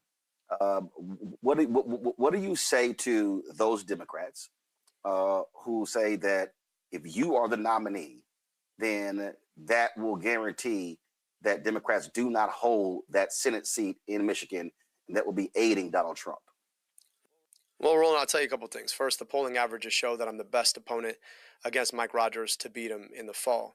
But then you only have to take my word for it or the polling word for it. Folks saw the debates. Ask yourself who you want standing against him on the debate stage in the fall. And then, bigger picture, let's step back and ask why we lost in 2024. Too often, we lost young people. We lost Arab and Muslim voters. I'm an Egyptian American. I'm a proud son of Africa, and I'm also proudly Arab and Muslim American. I think we have an opportunity to bring communities together to bring back the voters that too often we lost, to win the future for our state, take back our state from Donald Trump. But then beyond that, right? Think about who I'm going to run against. Mike Rogers is a guy who's never seen a corporate check he doesn't like. I'm the only candidate who's never taken a dime from a corporation to run a campaign. He helped to architect the opioid epidemic. I'm the guy who showed up to put Narcan in vending machines for free. A doctor who eliminated medical debt against a guy who took money from the pharmaceutical industry to vote to raise prescription drug prices, and then moved to Florida, made $14 million that he can't really account for. So head to head, I am the best candidate to take him on. And then on top of that, I'm up against $60 million of outside spending. A lot of that spending is also spending for Mike Rogers, whether it's DTE or Blue Cross or it's Big Pharma or Big Tech or APAC. They don't care which of my opponents wins, whether it's the Democrat or the Republican, because they're funding them both. And when they win, we all lose because we have to pay the difference. So if an election is an exercise in contrasts, then I offer the best contrast. He is a guy who architected the opioid epidemic. I'm a guy who responded to try and save lives. He's a guy who takes corporate money to do the worst things. I'm the guy who's reject corporate money to make sure that we can show up and do the best things. He's a guy who is a bootlicker for Donald Trump. I'm a guy who's been opposed to Donald Trump for the longest. So I feel really good about being able to beat him. I'm sitting here looking at a piece by Jonathan Chait in The Atlantic, and this was the headline. Abdul El-Sayed fuses together two toxic ideologies. He said the Michigan candidate for U.S. Senate has a profound weakness for conspiracyism, or conspiracy racism, however you want to frame it. And what's interesting in reading this, he's highly critical of your position when it comes to Israel. Yet when you look at polling data, it shows that how Americans feel about Israel has completely changed, especially among Democrats. You got Senator John Fetterman, who says that, if the Democratic Party abandons Israel, he's leaving the Democratic Party. And I contrast that with how voters responded to Vice President Kamala Harris. What do you see as the reason why this shift has happened, and how do you think that's going to help you turn out voters on Tuesday? Yeah. Well, Roland, I'll tell you, this is not a conspiracy that they've spent $30 million to beat me. $30 million, single biggest spender in this race. They've set a record on the amount of money that they spent against anyone against me. That's above and beyond all of the other money. $60 million. That's also a record in the total amount of money spent against a single Democratic Senate primary candidate. Now, the thing about money is that it might be cynical, but it's not dumb. They know what they're fighting against. And they're fighting against me because I want to keep your tax dollars here. My opponent just voted 2 weeks ago to send $3.3 billion of your tax dollars to a foreign government to buy bombs and tanks that drop on other people and their kids. I just want to ask you, take a look at your kid's school and ask yourself whether or not that money should be spent dropping bombs on other kids' schools or investing in yours. And that's not because I hate anyone. That's because I love everyone. And I don't believe, whatever you think about the state of Israel, I don't believe they have a right to our tax dollars. I believe we have a right to our tax dollars. And that shouldn't be a crazy thing to say. And I believe in equal rights to peace, dignity, and self-determination for all people. And right now, you've got a government that's aiding, arming, and abetting a foreign government doing the worst things in opposition to the possibility of a two-state solution while saying we want a two-state solution. That to me is just hypocrisy. So I'm just saying that I want to make sure that kids have the things that they need and deserve here. They need to be able to walk competent sidewalks and go to good schools and get the health care that they need when they need it. I don't know what's radical about that, but for so long we've been doing the radical thing because of the power of large special interests like APAC of sending our tax dollars to a foreign government to do terrible things while kids in communities like ours go without good things. I'm going to read you another headline. This is from CNN by Eric Bradner, David Wright. Black voters may decide the nation's biggest Democratic primary. Many are clearly against the more progressive option. There have been Black Democrats, Congressman Jim Clyburn and others, who have endorsed your opponent, who have raised concerns about the lack of African Americans, they say, at your rallies and events like this. Do you buy into this notion that there is a race schism here? And when you talk about your outreach to Black voters, what are you specifically saying to them? And where do you think, when you look at this reporting, where this narrative is coming from, that that Black voters are absolutely scared of you as their Senate candidate? Well, Roland, $60 million would do that. When you drop $60 million in ads, I just want you to feel like what it feels here in Michigan. If you turn on the television and there's a commercial break, you're going to get two ads, one against me and one for my opponent, all paid for by AIPAC or some other corporate PAC. And those ads are going to flash a headline from a speech or a moment from a speech given in 2018 by President Obama to make you think that President Obama has endorsed my opponent, which has not happened. Or they're going to take the fact that I wrote an op-ed in 2015 about the Let's Move campaign, which was brought to us by the First Lady, Michelle Obama, saying that it was a good program, but there were some things about it that could have been more effective, to say that somehow I'm disrespectful. But those are the kinds of lies that get told when you're willing to take money from the worst actors in our politics and spend them to the tune of $60 million. So it's really hard to understand what folks outside of that spending would be thinking about. But I know that they're working really hard to manufacture that kind of a narrative, and they are using a lot of money to try and do it. And yet, and still, I'll go back to where you started, which is that we're up in this race by 15 points. And so you're seeing more and more, I hate to say it, just flailing on the part of AIPAC and all those folks who have spent all that money, trying to do whatever they can to rescue the money that they've already spent to try and pick their next U.S. Senator, rather than allowing the people of Michigan to pick our next U.S. Senator. My outreach among the Black community has been based on the 10 years of service that I've been doing in and among Black communities in our state. And it's based in the fact that some of the most trusted Black leaders in Michigan have endorsed me in this race, whether it's the Wayne County Executive Warren Evans, with whom I worked to be able to deliver a lot of the good things that we've done in Wayne County, or it's Commissioner Martha G. Scott, who's been an elected official since 1972 in Highland Park, Hamtramck in Detroit, or it's the Neelys, both State Representative Neely and Mayor Neely out of Flint, or it's key leaders in communities like Saginaw and Muskegon and Benton Harbor. So, those folks trust my work. But again, it's very difficult to communicate past $60 million of lies being spread around you on TV, because you want to keep your tax dollars to do good things for people here rather than send it to a foreign government. And it's the cynicism of our politics, unfortunately, that too often gets in the way and shapes too much of our public opinion. So we're going to keep pushing. All of my work has been about racial equity in health, and I'm going to continue to fight for that when I'm in the U.S. Senate. And so I'm going to keep making my case. I'm grateful for the support we have earned in the Black community. And there's always more work to do to keep talking about what you can do to address the challenges that too often fall hardest on Black folks in our state. I think about Zoran Mamdani's race. The primary he was facing several African-American candidates. And so there was criticism that he was not really reaching out to Black voters. And what ended up happening was he had young but progressive, but young folks who were driving that. Older Black voters went for other candidates. He wins the primary, and then he brings that coalition together, then goes on to victory. When you look at Michigan, when you've had very progressive candidates versus a more moderate candidate, typically Black voters, and we all know that voters 65 and older vote higher than anybody else, will typically choose that moderate candidate. Do you sort of see your campaign similar to the Mamdani primary in terms of how you have to win the primary and then pivot to put together a broader coalition? Because at the end of the day, you got to win.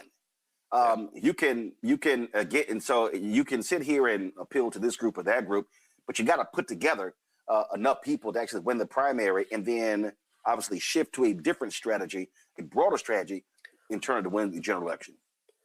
Well, Roland, look, I've got three simple goals. I want to get money out of politics, put money in your pocket, pass Medicare for all. All three of those things would benefit all Michiganders, but in particular, communities that have too often, because of marginalization, because of racism, been left behind when it comes to economic development, when it comes to the quality of schools and investment in schools, when it comes to healthcare. And those are issues that I've been working on for the better part of 10 years. In some respects, my challenge is actually a lot easier than his was. Michigan is not New York, and I'm not him. I've been doing this work in and among the Black community for a decade. I can point to the work that I've done. I can point to the relationships I've had. And never mind what $60 million in lies will say about me, I know that I can point to the relationships that I've built. And more importantly, the folks on the other side of those relationships can point to me and say, I've been seeing him doing this work for a very, very long time. When he tells you he's committed to the well-being of our communities, here's what that shows up as. It shows up on glasses, on kids' faces. It shows up as polluters who have been stood up to, who aren't polluting in the same way that they used to. It shows up in schools that are not leaded. It shows up in letters that are medical debt elimination letters.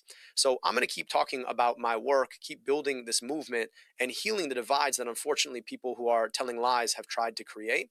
But there's never a world where you can ever stop reaching out to communities. And, I want folks to know that I am committed to being able to build this movement, whatever the lies they've said about me, whatever the money they've spent against me, because I'm deeply committed to the well-being of all people in Michigan, and in particular recognize a deep responsibility to uplift and empower Black communities who've too often been left behind. And as someone who served the city of Detroit, who served Wayne County, that commitment's written in the work that I've done, and so it's a much easier story to tell. So much talk about Democratic Socialists of America. And I mean, national media has been going crazy with it. Do you identify with DSA, or do you simply say you're a Democrat and there are no other labels? Exactly. I'm a scientist, not a socialist. And, I did a PhD in public health, went to medical school, and maybe it's just my training, but I just want to see evidence.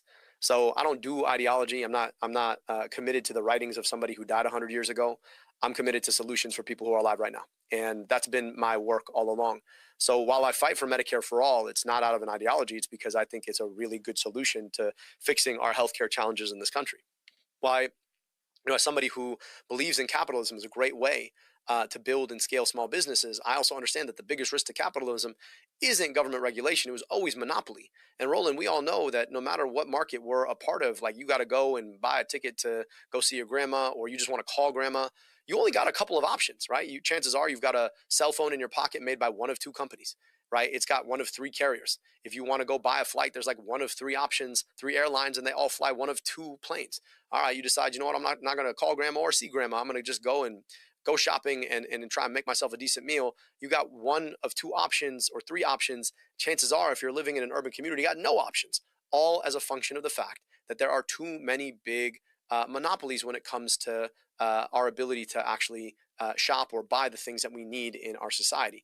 So I just believe that we need capitalism that actually works, which means that you need some government to step in and say, hey, no. You can't just buy up all the other options and squeeze people when it comes to their earnings at work, and then squeeze people again when it comes to how much they got to pay for your goods. So I don't identify as a socialist. I'm a scientist, and I just want society to be working better for people. I have been laying out since Trump's inauguration that there's a clear, undeniable GOP war on Black America. We have seen the attacks in public policy. We've seen the attacks budget.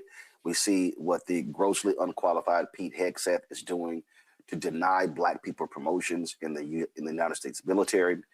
We've seen more than 1 million Black women and men lose their jobs. Black unemployment skyrocketed. What will you do to confront the racist agenda against Black people, but specifically fighting for the economic opportunities for Black folks in Michigan? So, the other one you didn't mention was just the attack on voting rights by the Supreme Court, by Supreme Court justices he helped to install.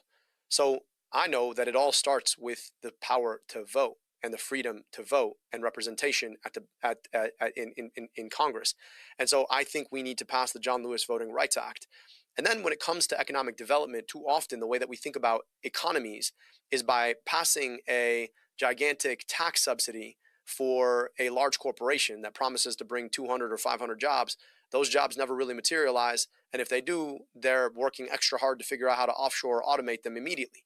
So instead of that vision for economic development, what I'm more focused on is how do you empower the incredible human capital that sits in our communities by offering access to revolving capital loan funds so folks can take out a low or zero interest loan to build a great business, that they can employ people in the local community. They can keep that money flowing in the community as consumers and build small business oriented economies. And then when it comes to fighting for working people, too often we allow those corporations to punish workers, lay them off at will, allow them to spend their money to artificially inflate their stock prices through stock buybacks rather than investing in their workers and their wages and benefits. So I stand with unions. I'm proud to be endorsed by the American Federation of Teachers and the National Nurses United, and of course, the great UAW here in Michigan, who've been fighting for economic justice for a very long time.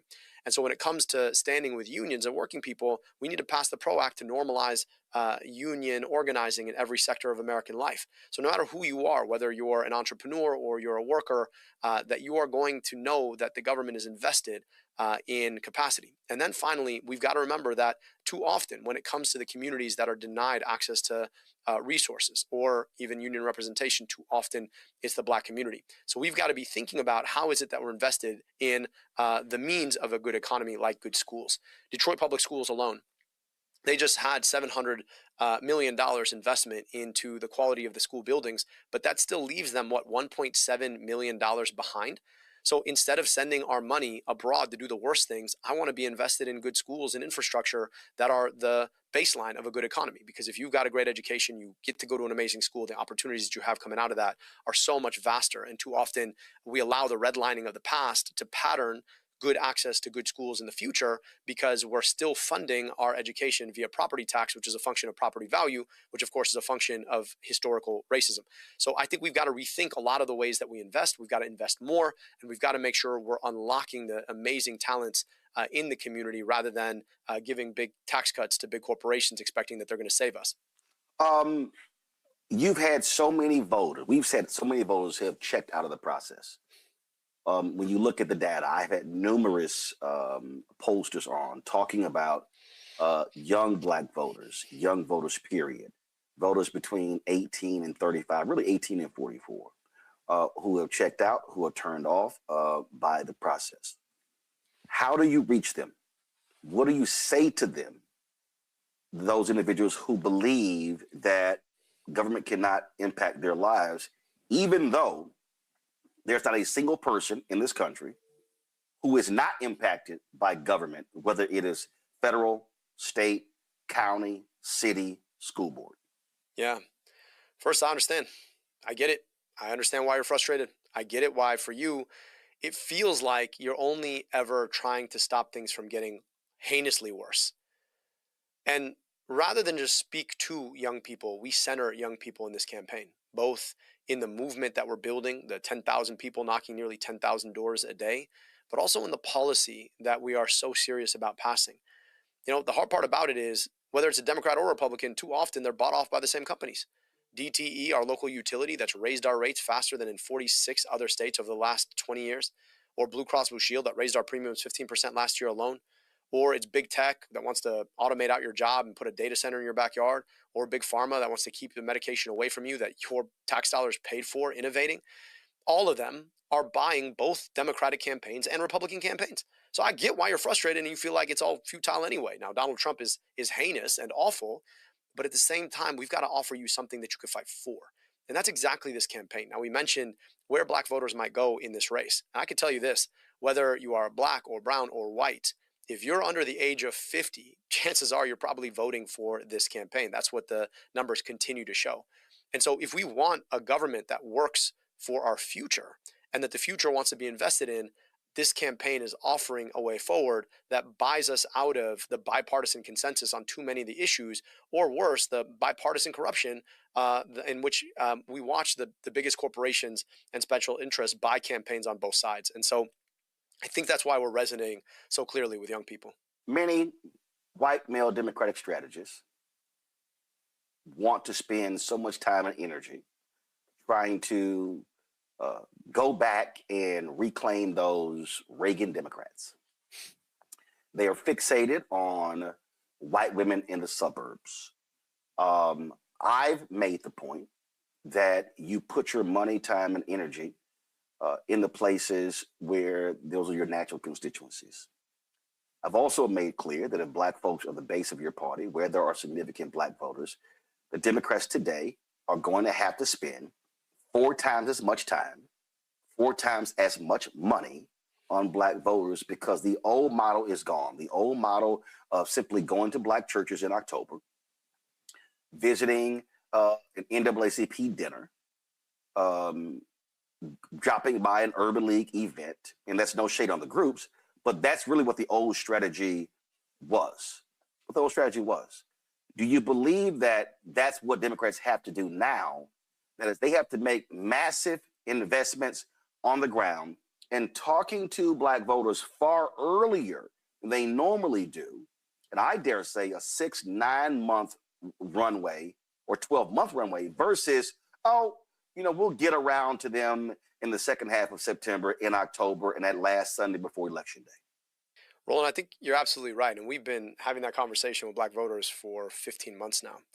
I will tell you this, though. We got to go even further back.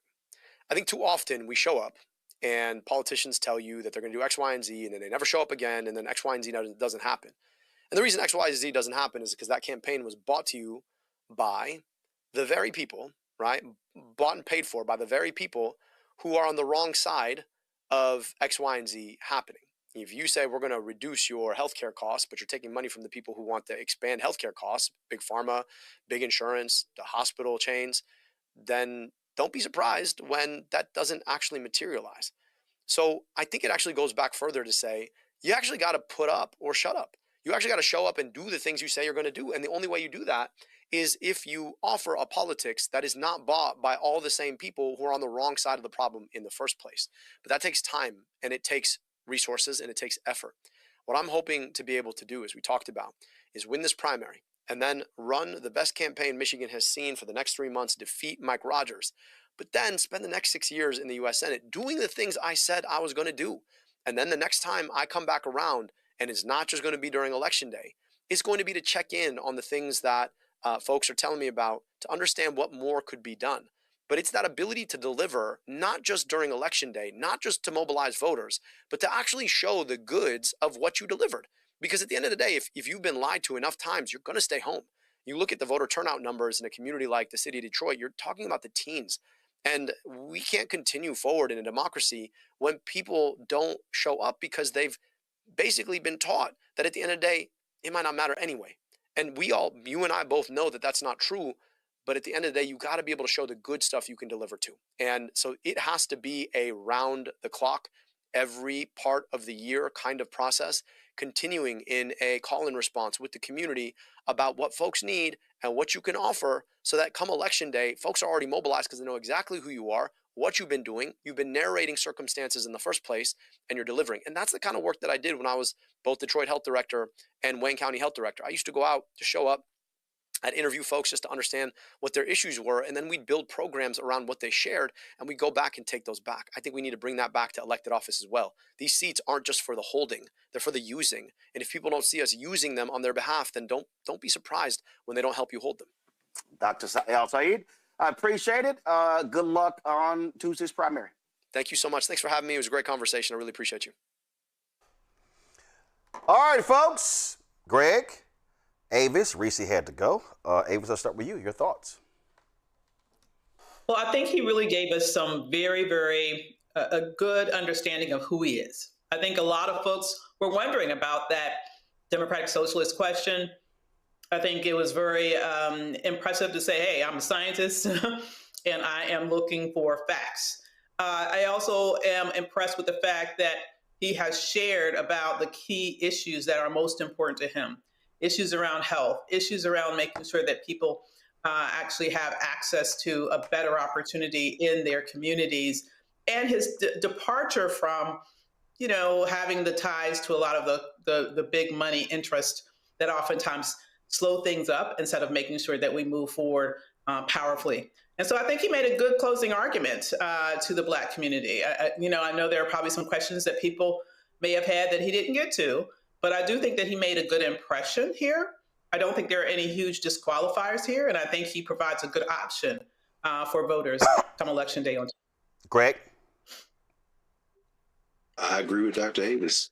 I think that if you blindfolded people and you took the sound away and you just read the platforms, this wouldn't be a competition. By the polls, it doesn't seem like it's competition anyway. Hey, Stevens is not the best candidate in this race. It's clearly Dr. El-Sayed. And I think that, the Wall Street Journal did an article a couple of days ago about the DSA, and they're saying, it's 120,000 of them who are former members. About half of them have joined since 2024. And, the Democratic National Committee is in a tizzy. But then there are folks like former Vice President Kamala Harris who reached out to Mamdani, who are trying to gauge, where this is. I think it's beautiful. Now, the Wall Street Journal, of course, a white nationalist paper, is saying that, to the Democrats, Democratic Socialists are like the Tea Party was to the Republican Party. Well, one can only hope. Because remember that the Tea Party drew out the true nature of the Republican Party, the white nationalist party. Maybe the Democratic Socialists can do the same thing. And I agree with what you said, Dr. Davis, when you said that, when he said to you, Roland, I'm a scientist. And he took a little swipe there at Karl Marx, although maybe it was Gramsci and not Marx, because he did say 100 years ago and not 200, so 150. So, but either way, he's articulate, and by articulate, I don't mean like what Joe Biden called Barack Obama. I mean, he's able to voice real world issues and frame them in a way that is very easily digested. He's going to have to deal with ignorance all around in the state of Michigan. Whether it be racial ignorance, ethnic ignorance. I'm thinking, of course, about Arab communities there. It was interesting how he adopted that line. I don't want to say that he stole the line from Mamdani or that he adopted the line from Mamdani, but he said, I'm a son of Africa. That's what Mamdani, born in Uganda, of course, has said, but he didn't claim to be black. That's very important. And being a Muslim in Michigan, listen, the birthplace of the Nation of Islam, the Ahmadiyya movement, I think he's articulating his faith in a way that doesn't overshadow anything else, doesn't subsume or capsize the campaign, but does resonate among those who are willing and able to hear past the propaganda. Finally, I think maybe it's since we've been on the air, New York Times just dropped a story that this damn racist Musk is now saying he's going to drop $100 million in campaigns. Hopefully that he will drop as much money as he wants, and it will have the same effect as it had in Wisconsin when he tried to buy the Supreme Court in Wisconsin and took that L. But what is clear is that if these folk can make not only those policy connections, but also make this about the people versus the oligarchs versus the money as people are suffering, every dollar these Republicans raise may end up being a fiery rope around their neck, because people are going to say, we got to fight this money with our votes. I think it's a very interesting time we're at right now. Avis, I also believe there is a lesson here for all of the black folks who are always yelling and screaming, we need our own party. I've consistently said, you don't know what the hell you're talking about if you do not understand the realities in this country of a two-party system. So what DSA is showing you is how you can work within an existing system and run your type of candidates that can win. It is no different, and Greg is right, the Tea Party was never a separate entity. Right. The Tea Party were actually conservatives. Some of them could have been former Democrats, could have been independents, who spoke to specific issues, but more importantly, what they did was they brought a certain level of energy that attracted people who were not engaged in politics. Mm-hmm. So if you want to understand, so even though El-Sayed, and I'm not calling him DSA, if you look at the candidates that are running, right, the DSA candidates that have won, they are bringing a certain level of energy, and they are hyper-focused on specific issues that are appealing to people who have been turned off by the middle of the road. No, we really can't accomplish that. No, we have to wait. And so this is what folks should be paying attention to when they yell, we need our own party. They're showing you how you can be within a particular system, run your candidates, and win. Absolutely, because they're able to take advantage of the pre-existing infrastructure within the two-party system, and in this case, specifically within the Democratic Party, in order to have a more scalable entree to electoral politics in a way that can make winning real and not just a symbolic vote. But I want to harken back to something that you said towards the beginning, that the Democratic Party would be smart to learn in this moment. You know, I'm getting a good kick out of how many of, the more moderate Democrats are clutching their pearls right now instead of sitting down someplace and taking some notes. If they really want to understand what has led to this huge rise in the success of many DSA candidates and candidates who are very progressive, even if they don't specifically align with DSA specifically, as Dr. El-Sayed has mentioned, is that people in this moment are looking for fighters. The bottom line is Black people in particular, but large swaths of this country, in addition to Black people, have been under relentless attacks by this administration ever since the very first day he sat his ass in office. And we have been taking hit after hit after hit after hit. And as a result, people are really flailing right now economically and in other respects as well. And all of this time, we are watching the Republicans on full attack mode and the Democrats not showing the sense of urgency, not showing the fight, not showing the type of energy that is needed to counteract the blows that have been coming our ways relentlessly under this administration. I think what people are really seeing in the Democratic Socialist is not necessarily the fact that they call themselves Democratic Socialist. I think what they are seeing are fighters. I think that they are seeing people that are articulating what is really hurting, where the pain is in their life, and are articulating specific solutions for those pain points. It's interesting that right now, everyone is talking about this term affordability. I would argue that you really didn't hear that very much on the political scene until we were watching the Mamdani campaign rise. I mean, he really articulated that in a very powerful and persuasive way. And now you have both mainstream Democrats and Republicans trying to get Trump to talk about affordability. And so what's really needed in this moment is a counter for the right wing that understands the urgency of this moment and is willing and able to fight for people at a time in which, in many respects, they feel as if they've been left defenseless. That, to me, is something that any Democrats that want to run right now, they need to be taking notes instead of sitting here trying to figure out, oh my God, how can I distance myself from that? Maybe you need to figure out how can you learn from that. And if you did, you might be a little bit more successful at the ballot box. Not only that, y'all, roll the clip. I found this of a 19-year-old Black man who spoke about why he was supporting El-Sayed over Haley Stevens. Why I don't like Haley Stevens? Easy. She's like too much of a corporate and Israel shill. Like one of her most famous quotes is that Israel comes to her in her dreams. Fuck that. I'm so sick of America bending the knee and getting on its knees for Israel, and Haley Stevens doesn't really seem to be against that. Abdul El-Sayed doesn't take any corporate funding. He just has endorsements from the UAW and Bernie Sanders. Haley Stevens is basically being groomed to be in the Senate to make more favorable changes for Israel, and I'm not okay with that.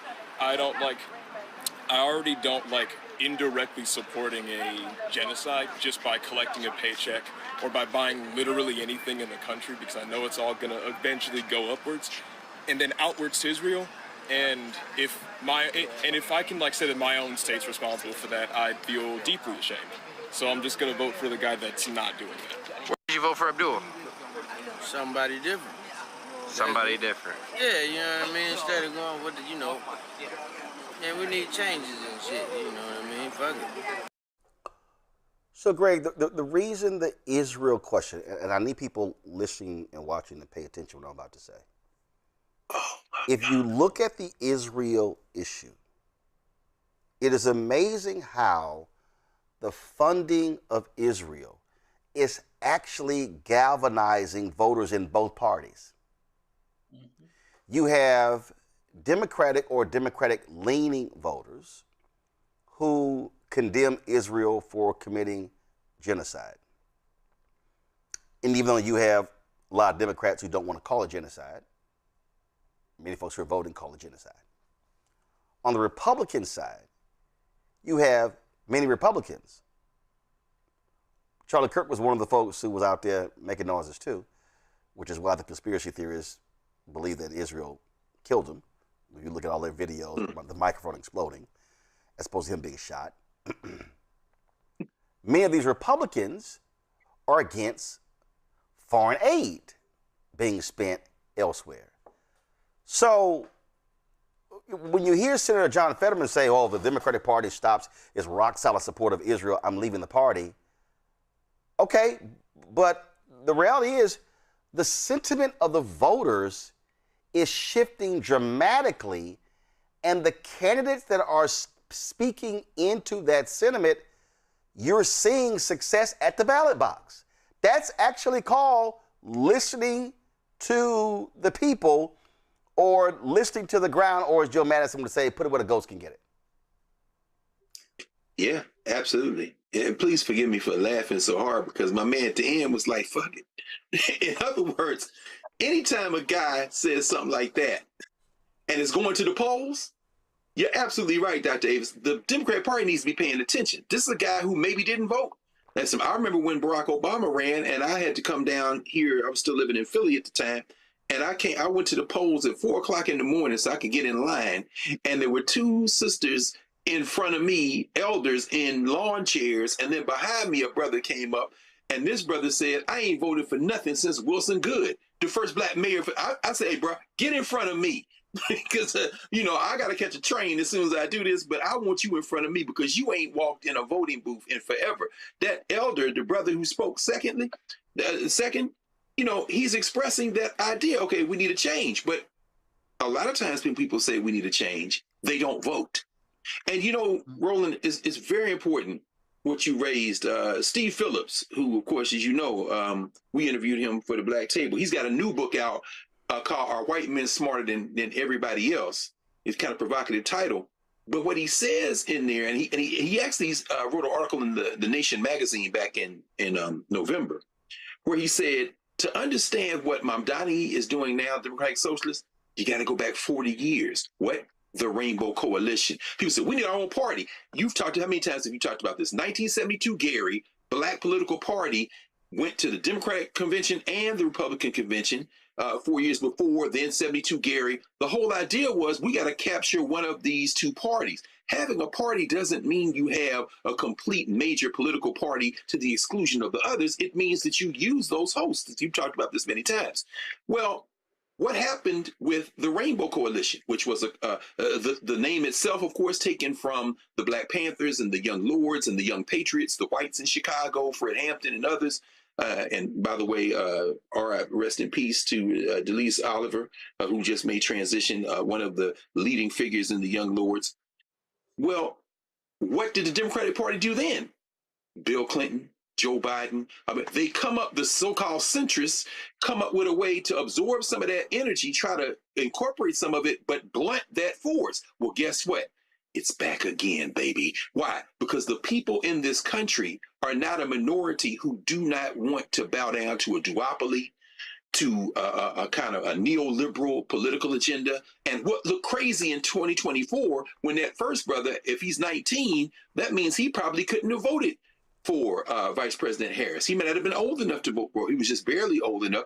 Now here we are, just a couple of years later, and these oligarchs are playing in our faces so boldly that they are basically saying, we dare you to take us out in the ballot box. And then BB, the international killer, who is a war criminal, who has so much blood on his hands. Imagine this. Imagine us having this conversation, Roland, 2 years ago. No, but guess what? It's different now. BB is still killing. They didn't kill somebody since we've been on the air right now. Bombing and killing and bombing and killing. And as a result, this is where I end. Black folk in particular, we have been victims for a half millennia, for 500 years of a perpetual assault on our lives. If and when our focus, our aperture widens, and it has done this over time in history, we see at different moments in U.S. history, but I seem like we're at a moment now where you can't use that as a wedge issue. Well, Palestinians, what about us? Nah. Genocide is genocide, and these people are in bed with them, and they all got all this money, and you don't have anything. Listen, they may crack this thing wide open, but it is an iteration in some ways of what the Rainbow Coalition was doing. So when people say we need our own party, maybe you can convince them to read a book, Roland, because I don't seem to be doing too good a job at that. I also want people to really, when you say read, please read, and understand the ramifications of what happens with how our politics turns out. And what I'm speaking about is, I think about 1944. I think about a certain presidential campaign in 1944. Many of us might remember the famous, holding up of, the headline, Dewey defeats Truman. We might remember Dewey defeats Truman. But I think it's important for people to actually go back to the previous. Go to my iPad, show the photo, y'all. Come on. Yep, y'all moving too slow. Come on, you're moving too slow. Need you to keep up with me. I need you to go back to the previous election when Henry Wallace ran. Mm-hmm. People need to understand that Henry Wallace was head of the Progressive Party. And if you look at the issues he was advocating, he was talking about universal health care in 1944. He was FDR's vice president. But leaders in the Democratic Party felt Wallace was too liberal. He was too progressive. So what the Democratic Party has always struggled with, what you just laid out, they always struggle with progressive and center-right, or what is called moderate. So Wallace gets removed in 44, replaced with Harry Truman. The only reason Truman beat Dewey in 1948 is because Truman, who really did not want to campaign for black folks, Walter White was putting massive pressure on Truman, Walter White folks, head of the NAACP, to desegregate the armed forces, and they were putting that pressure on him, even though the policies of Wallace were really more aligned with the NAACP. But the NAACP was also looking at it from a, quote, pragmatic position. So they push Truman.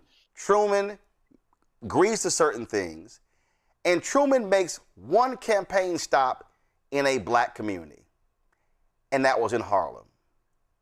And that just sent a ripple effect where black folks were just excited.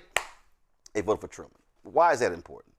That's important because What we can't get excited is when somebody simply shows up to our community. The question is, what are the policies you're advocating? And what I am saying to people is that, what Ava said, you use the existing system. Again, it's a delivery system. When I think about the issue of school choice, when I think about that whole point, when we were in Milwaukee, and the former Milwaukee superintendent, Howard Fuller kept saying, y'all tripping on charter school. He said, the public school system, that's a delivery system. He said, you can have more than one delivery system. We have to recognize that, yes, Republican Party, Democratic Party are delivery systems. And when we talk about MAGA is recognized, this is a delivery system. So we can get into this delivery system and completely upend this delivery system. And that's why Hillary Clinton and Joe Biden never understood. They kept thinking that the Republican Party was going back to the old Republican Party. No, they weren't going back. MAGA is the Republican Party. That party has completely shifted. And I'm saying this because I need black folks who run their mouths, who bump their gums on social media, to understand, especially all y'all no tangibles, no vote people, you will never, ever change a system if you're sitting on your ass. Mm-hmm. You will never, ever see the type of candidates you claim you want if you don't vote. You will never see the type of candidates you claim you want in office. They will never, ever get to the general election if they never win a primary. And so what has the DSA done? And let me be perfectly clear. I've heard a lot of the DSA agenda from their leaders. DSA also has a white problem. Let's be real clear. Okay? All right? DSA got a white problem. They've got some issues with race that they need to confront. So I'm not advocating for the DSA.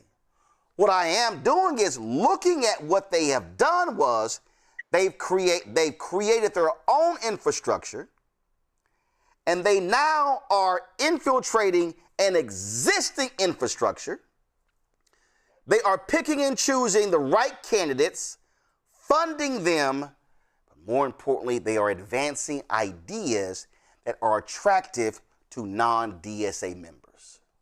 And that is the blueprint for how you create an institution within an institution that could potentially take over the institution. And last point, when Greg mentioned Reverend Jesse Jackson Sr. and Rainbow Push. This is, and God bless Reverend Jackson, God bless his soul, but this is what his son, then Congressman Jesse Jackson Jr. told me. He said, Roland, the greatest mistake my dad made was not keeping the infrastructure in place after he ran in 1988. Mm-hmm. Absolutely. Now, absolutely. And what he said was, he had a base of donors. He had spreadsheets. He had volunteers all across the country, white, black, Latino, Asian American, you name it. He had built out over 2 presidential campaigns this infrastructure. And he had the ability to take his infrastructure and now move it where he wanted to move it, to stand behind whoever ran in any particular year. I'll never forget when Doug Wilder, then Virginia governor, jumped into the race in 1992. One of his biggest critics of his agenda was Reverend Jackson. Governor Wilder did not last long in the race. I still personally believe that was a mistake by Reverend Jackson. But again, that was two Omegas going at each other, so that's their business. I digress. I digress. But the point I'm making, the point I'm making, what Congressman Jesse Jackson Jr. said was, and this is the mistake that I believe that many black people continue to make during election season, is that we build and create these institutions, this infrastructure, and they only last, Avis, until election day. What we have to do is take the infrastructure of a campaign and extend it beyond the campaign. And as LaTosha Brown and Cliff Albright keep saying, it has to be 365 organizing and mobilizing. So when the campaign is over the first Tuesday in November, it then shifts into, okay, what's going to be our black agenda for whoever won, even if the person that we supported didn't win. And so how do we now take between the day after the election day and the day of the inauguration to be meeting and coalescing and establishing our agenda, so when they get inaugurated, we're able to walk into the room, zoom out, we're able to walk into the room and say, here's our agenda. But what we do is, the election's over, we might be upset, mad, or euphoria, excited, and other folks are planning and plotting, either for or against whoever won. We just happen they won. And so that's why an Obama can win in 2008, and it takes black leadership 5 years to meet, to establish an agenda. And you can't tell me I'm wrong, because I was actually at the meeting at the hotel when it happened. And I asked the question, what the hell took y'all so long? And then it took them 9 months to type up and disseminate what they agreed on at that meeting. So we were 6 years in before the collective black leadership had an agenda for Obama, and he only had 2 years left. And then by the time they did that, Democrats no longer control the Senate, Republicans control the Senate, Democrats control the House, and there you go. So Avis, what I want our folk to understand is we have the potential to literally reorganize, reconstruct, deconstruct, rebuild, whatever you want to call it, true black political power within a Democratic Party infrastructure that advances our issues, but it cannot be done if all we are doing is talking about it and not doing the work. Amen, amen, amen, amen. I have been preaching that damn sermon for years. I was in that room too, Roland. And I have to say that agenda that you're referring to, I want to be perfectly honest, it was a sliver of an agenda. Most of, well, I'm not going to go down that lane because I have PTSD, but I will just say it was very underwhelming, okay?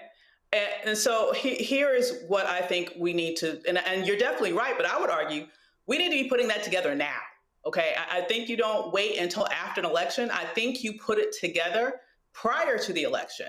And then you go to the different candidates and say, this is what is critical to the Black community. Will you commit to this? So for example, with all of the hullabaloo that's going on right now with Tellurico, you know, and that disastrous town hall they had in Houston, my thing is, it does Black people no good to get the man in the room just to yell at him. Absolutely, it's a waste of time and energy. Why not say, we want A, B, C, X, Y, Z, 1, 2, 3 in those situations, and say, we need you to commit to A, B, C, 1, 2, 3, X, Y, Z in order to earn our vote. Here's why. Here's why, Avis. You can't go to the town hall yelling or speaking as an individual. What you just described can only happen when you come to the table through an organizational infrastructure because, and Greg, I've been looking for the quote. Lord, I need to find it. I swear I heard the quote Stokely Carmichael, Kwame Ture say, find me any African-American who has had any success with our community, and it was done through organization, not as an individual. I've been looking for the quote. I need to find it. If you come across it, let me know. But Avis, that's the point.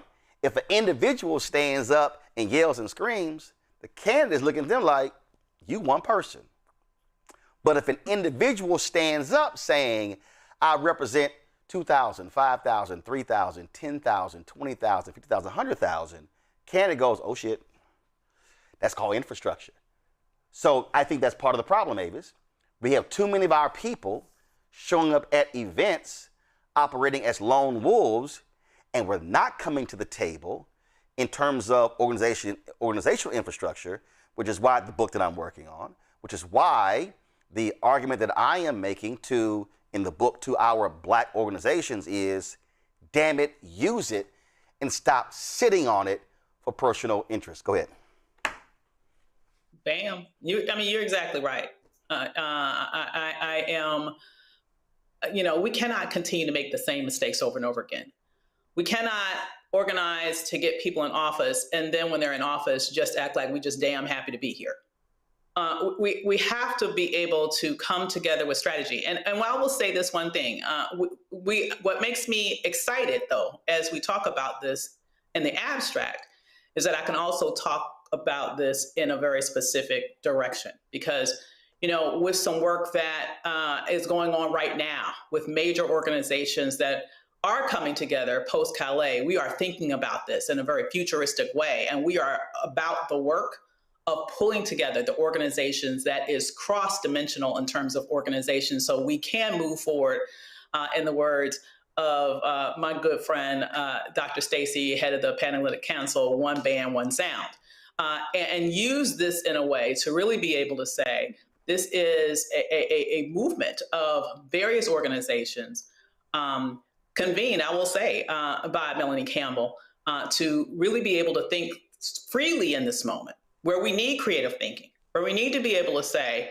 this is not a moment in which we're trying to recreate what was. This is a moment in which we're trying to say what should be. And now we're coming together to do it. So I'm happy to say that we are not trying to recreate the mistakes of the past. I am excited to say we are working together to create what should have been years ago, but we're not going to cry over spilled milk. Instead, we're going to say, let's do it right this time. And I feel encouraged to say that we're engaged in that action. I'm going to close this out, Greg, with you, but I'm going to use the point that Avis just brought up with regards to the Tallarico campaign. And this is what I mean by political sophistication. Do I believe that we as African Americans, black Texans, let me just say that, black Texans, because if your ass can't vote in Texas, your opinion don't matter in Texas. But black Texans should be making demands of State Representative James Tallarico. Black Texans should be saying, what is your agenda? Black Texans should be saying, what investment are you going to make in your campaign in black communities? Black Texans should be saying, are you utilizing African American campaign consultants, posters, field directors, things along those lines? That all should be happening. But it is grossly offensive to me as a native Texan, a native Houstonian, a registered voter in Dallas County, Texas, to listen to people who are not from Texas opine and say that because Congresswoman Jasmine Crockett did not win her primary, that we should, quote, penalize the white boy and wait for the next election. Now, the reason I find that to be absolutely idiotic, and the reason that what that says to me is that folk don't know shit about anything, is that because I look at this right here, New York Times. Trump threatens to withdraw Blanche as Attorney General, dealing blow to nomination. President Trump's threat followed a day of fruitless negotiations with two Republican holdouts, Senators John Cornyn and Tom Tillis. Trump says, one, Blanche can be the indefinite AG. Yeah. But he says, you know what? I might pull his nomination because them two gonna be gone in January. Mm-hmm. I need y'all watching and listening to understand what the hell I'm about to say. Trump saying they gonna be gone in January when the new Senate comes in. And what he's saying is, well, Republican gonna replace Tillis. Polls show Governor Roy Cooper, Democrat, is leading. Trump is thinking, well, my boy Ken Paxton is gonna replace Cornyn. Y'all, if Tallarico beats Cornyn, he ain't got the votes. If Democrats hold the seat in Michigan, whether it is El-Sayed or Stevens, and if they upset Collins in Maine, you got the Democrat leading in Iowa, you have the Democrat leading in Alaska, Ossoff holds in Georgia, y'all, Texas could represent the 52nd or the 53rd vote. So if Fetterman does whatever the hell he does, his vote has now been canceled out because if you got 52, take him out, you got 51. So guess what? That means if Tallarico wins in Texas, then you totally disrupt the Trump agenda, and now he can't get a single appointment to the administration, to the federal bench, to U.S. attorneys, to U.S. marshals, any appointment without going through Democrats. Supreme Court? So, you know, a Supreme Court is what. So why in the hell would black people be articulating, nah, damn that, we ain't voting, you know, because he beat the sister. He ran a great ass campaign. And he won. This is what I'm talking about when it comes to political sophistication. And this is what I'm saying when we have to sometimes stop being so fucking emotional. Yes. And understand that whoever wins is there for the next 6 years. And then all of a sudden, if a Tallarico wins, you now have broken, my last point before I go to Greg, you now will have broken a 30-year Boston, anybody who plays space know what I'm talking about, you would have broken a 30-year Boston that Republicans have run on Democrats.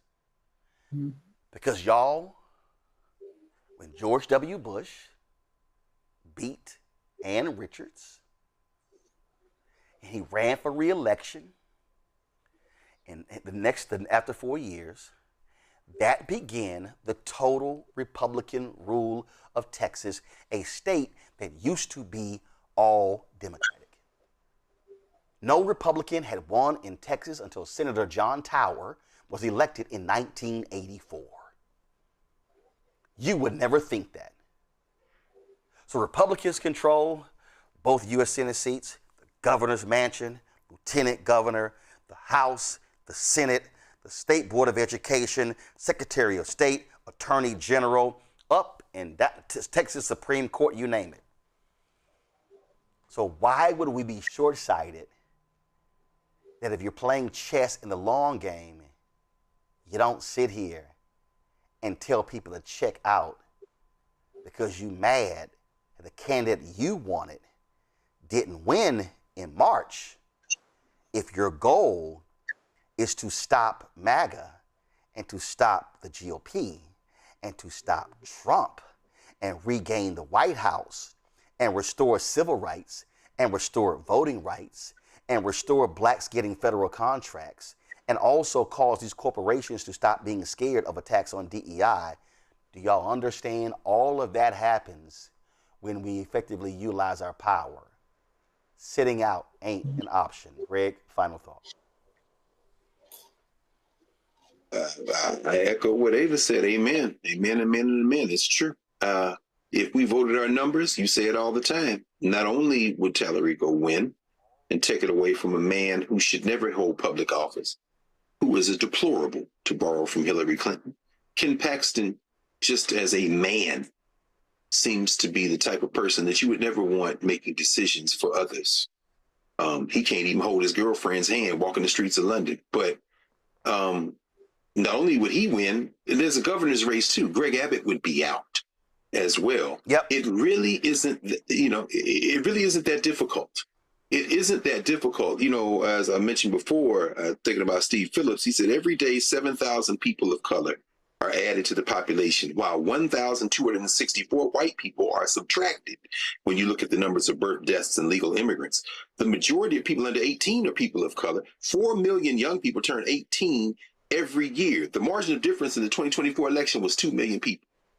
And when you look at, like you say, Harris County, you look at Houston, if Harris County was its own state, it'd be what, in the top 5 states or top 10 states in the country in terms of population and revenue in terms of what it generates.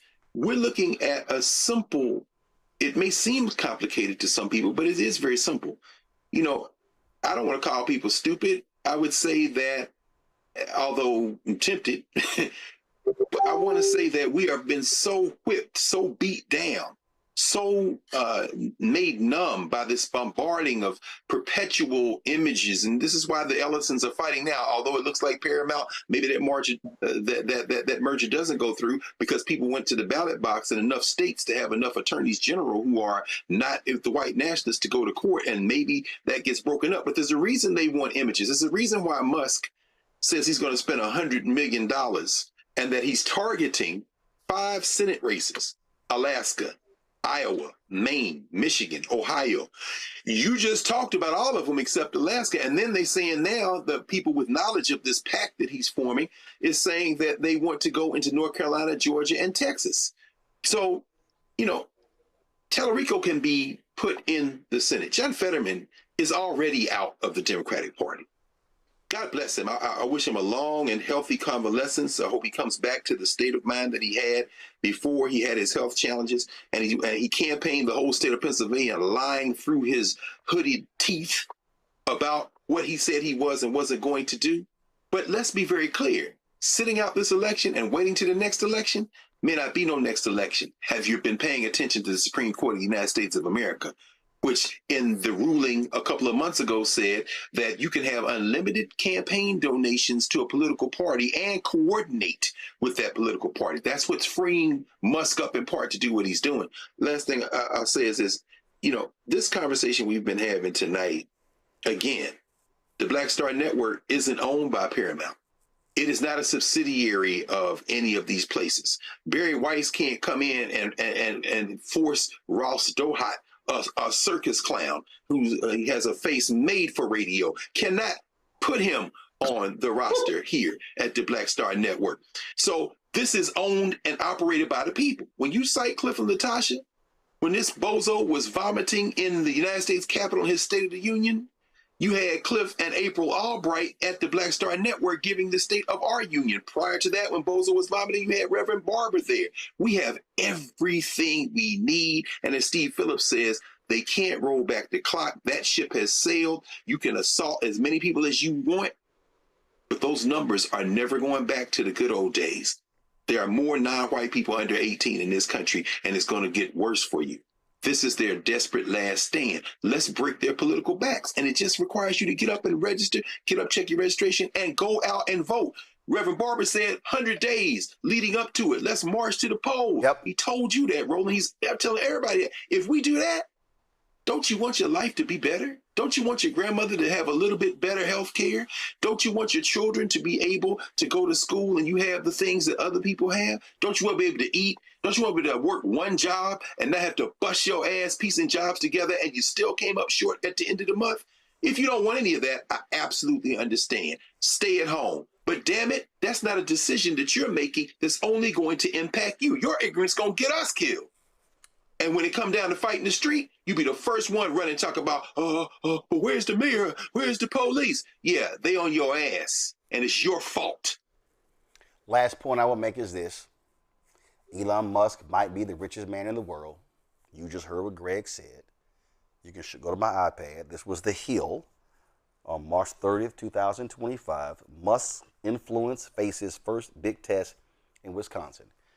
Elon Musk dropped $25 million on the Wisconsin Supreme Court race, and he lost. I have told y'all this numerous times. You might be a billionaire, but you only get one vote. You might be able to spend $100 million on an election. That's what he's going to put in his pack. But you know what? We can kick his ass at the ballot box.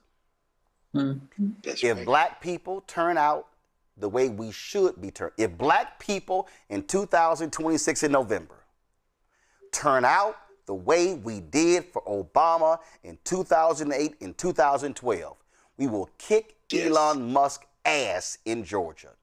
We will kick his ass in North Carolina. We will kick his ass in Ohio. We will kick his ass in Texas. We will kick his ass in Louisiana. All of that can happen if we do our part. And let me be real clear. If we do our part and vote in a massive way, and if they lose, all we got to say, white folks, Latinos, Asian Americans, this on y'all. Because we did our part. But we cannot win any of these elections with 48, 52, 55, 59% turnout. No. That's right. It needs to be 70% or higher. And y'all, I'm telling you, if black people turn out at 70% of our numbers, and we wiped out the Republicans in those states, not only would we scare and piss off Republicans, but we would scare the hell out of every white Democratic consultant and every white Democratic pollster and every white Democratic politician, because they would not want to see that black turnout hit them in a primary. That's right. Greg, Avis, I appreciate it. Thanks for joining us. Reese, I appreciate her being on today's show as well. Folks, that is it for us. Tomorrow, I'll be broadcasting live from Santee, South Carolina. Congressman Jim Clyburn having his annual golf tournament. I missed it for the last 2 or 3 years, but I'm going to be broadcasting from there. Of course, they are celebrating there as well because South Carolina will be first in the nation for the Democratic primary in 2028. We'll talk about that and some other business as well. So look forward to being in South Carolina this weekend. Monday, I will be in Los Angeles for Seth the Entertainers Celebrity Golf Classic. I'll have a fill-in Monday because we will not be, of course. We'll still be on the golf course, but I'll be getting some great content at the golf tournament as well. Folks, if you want to support the work that we do, please join our Bring the Funk fan club. Our goal is to get 20,000 of our fans contributing on average $50 each a year. That's $4.19 a month, 13 cents a day. That goes to support this show and all of the shows on the Black Star Network, including our new show, No Translation with Jeff Johnson. Folks, if 20,000 folks give on average $50 each a year, that would raise $1 million. That would seriously offset the $195,000 annual expense we have. When I say annual, meaning every month. $195,000 monthly expense that we have here at the Black Star Network. Our goal is to add more shows, but it can't be done without you. I don't have some big radio or television company backing me. I don't have millionaires or billionaires. This is 100% independent. We would love to partner with other folk, but they have not been willing to do so. But it will not stop us from continuing to build. So your support is absolutely critically important. So if you want to give via Cash App, use the Stripe QR code. You see it right here. That's for credit cards as well. If you're listening, go to blackstarnetwork.com for all ways to give. Checks and money order, make it payable to Roland Martin Unfiltered. P.O. Box 57196, Washington, D.C. 20037-0196. PayPal's R Martin Unfiltered, Venmo RM Unfiltered, Zelle, Roland at RolandSMartin.com, Roland at RolandMartinUnfiltered.com. YouTube, folks, y'all should be hitting that like button. Let's blow it up. Download the Black Star Network app, Apple phone, Android phone, Apple TV, Android TV, Roku, Amazon Fire TV, Samsung Smart TV. I think we've hit 200,000 downloads. So, Keenan, let me know how many we have. You want to get our Roland Martin Unfiltered swag? Go to shopblackstarnetwork.com. You see our shows. The bagger chose between woke or broke. They chose broke. Also, don't blame me for the black woman. And folks, rock this shirt right here. You can see me rocking the shirt today. Resist 47. That's right. This shirt that I'm wearing right now is available on shopblackstarnetwork.com. And if y'all get any of our Roland Martin Unfiltered Black Star Network swag, do me a favor, post it on social media, tag me in it. I'll show it on the show. Also, every product that you see in our studio, y'all, these are all black-owned products. Every single one of the products right here, that's right, zoom the camera out. All of these products you see right here are black-owned products, y'all. We got dolls, we got candles, we got shaving cream, we got skincare for men and women, sauces, pancake mix, a baking mix. We got dog treats, man. We got, I mean, you name it, we got it. There's all sorts of stuff. Listen, we got black-owned toilet paper and tissue. And so go to shopblackstarnetwork.com.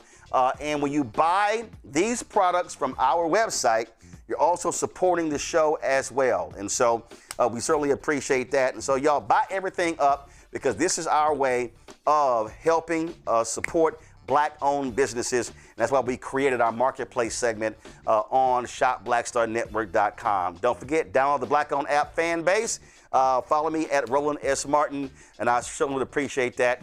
Folks, that's it. I'll see you. Also, I did text Councilwoman Jasmine Crockett, and she said, made it perfectly clear, she is only endorsed in one U.S. Senate race, and that is in Texas. And so she is not endorsed in any other Senate race, in any primary. So if anybody says that Councilwoman Jasmine Crockett has endorsed Haley Stevens in Michigan, it's a lie. I literally texted her an hour ago, and she said, I've only made one endorsement in a U.S. Senate race the entire year, and that has only been in Texas. She'll make the decision what she does for the general when all the primaries are over. Folks, that's it. I'll see y'all tomorrow right here. Roland Martin Unfiltered on the Black Star Network.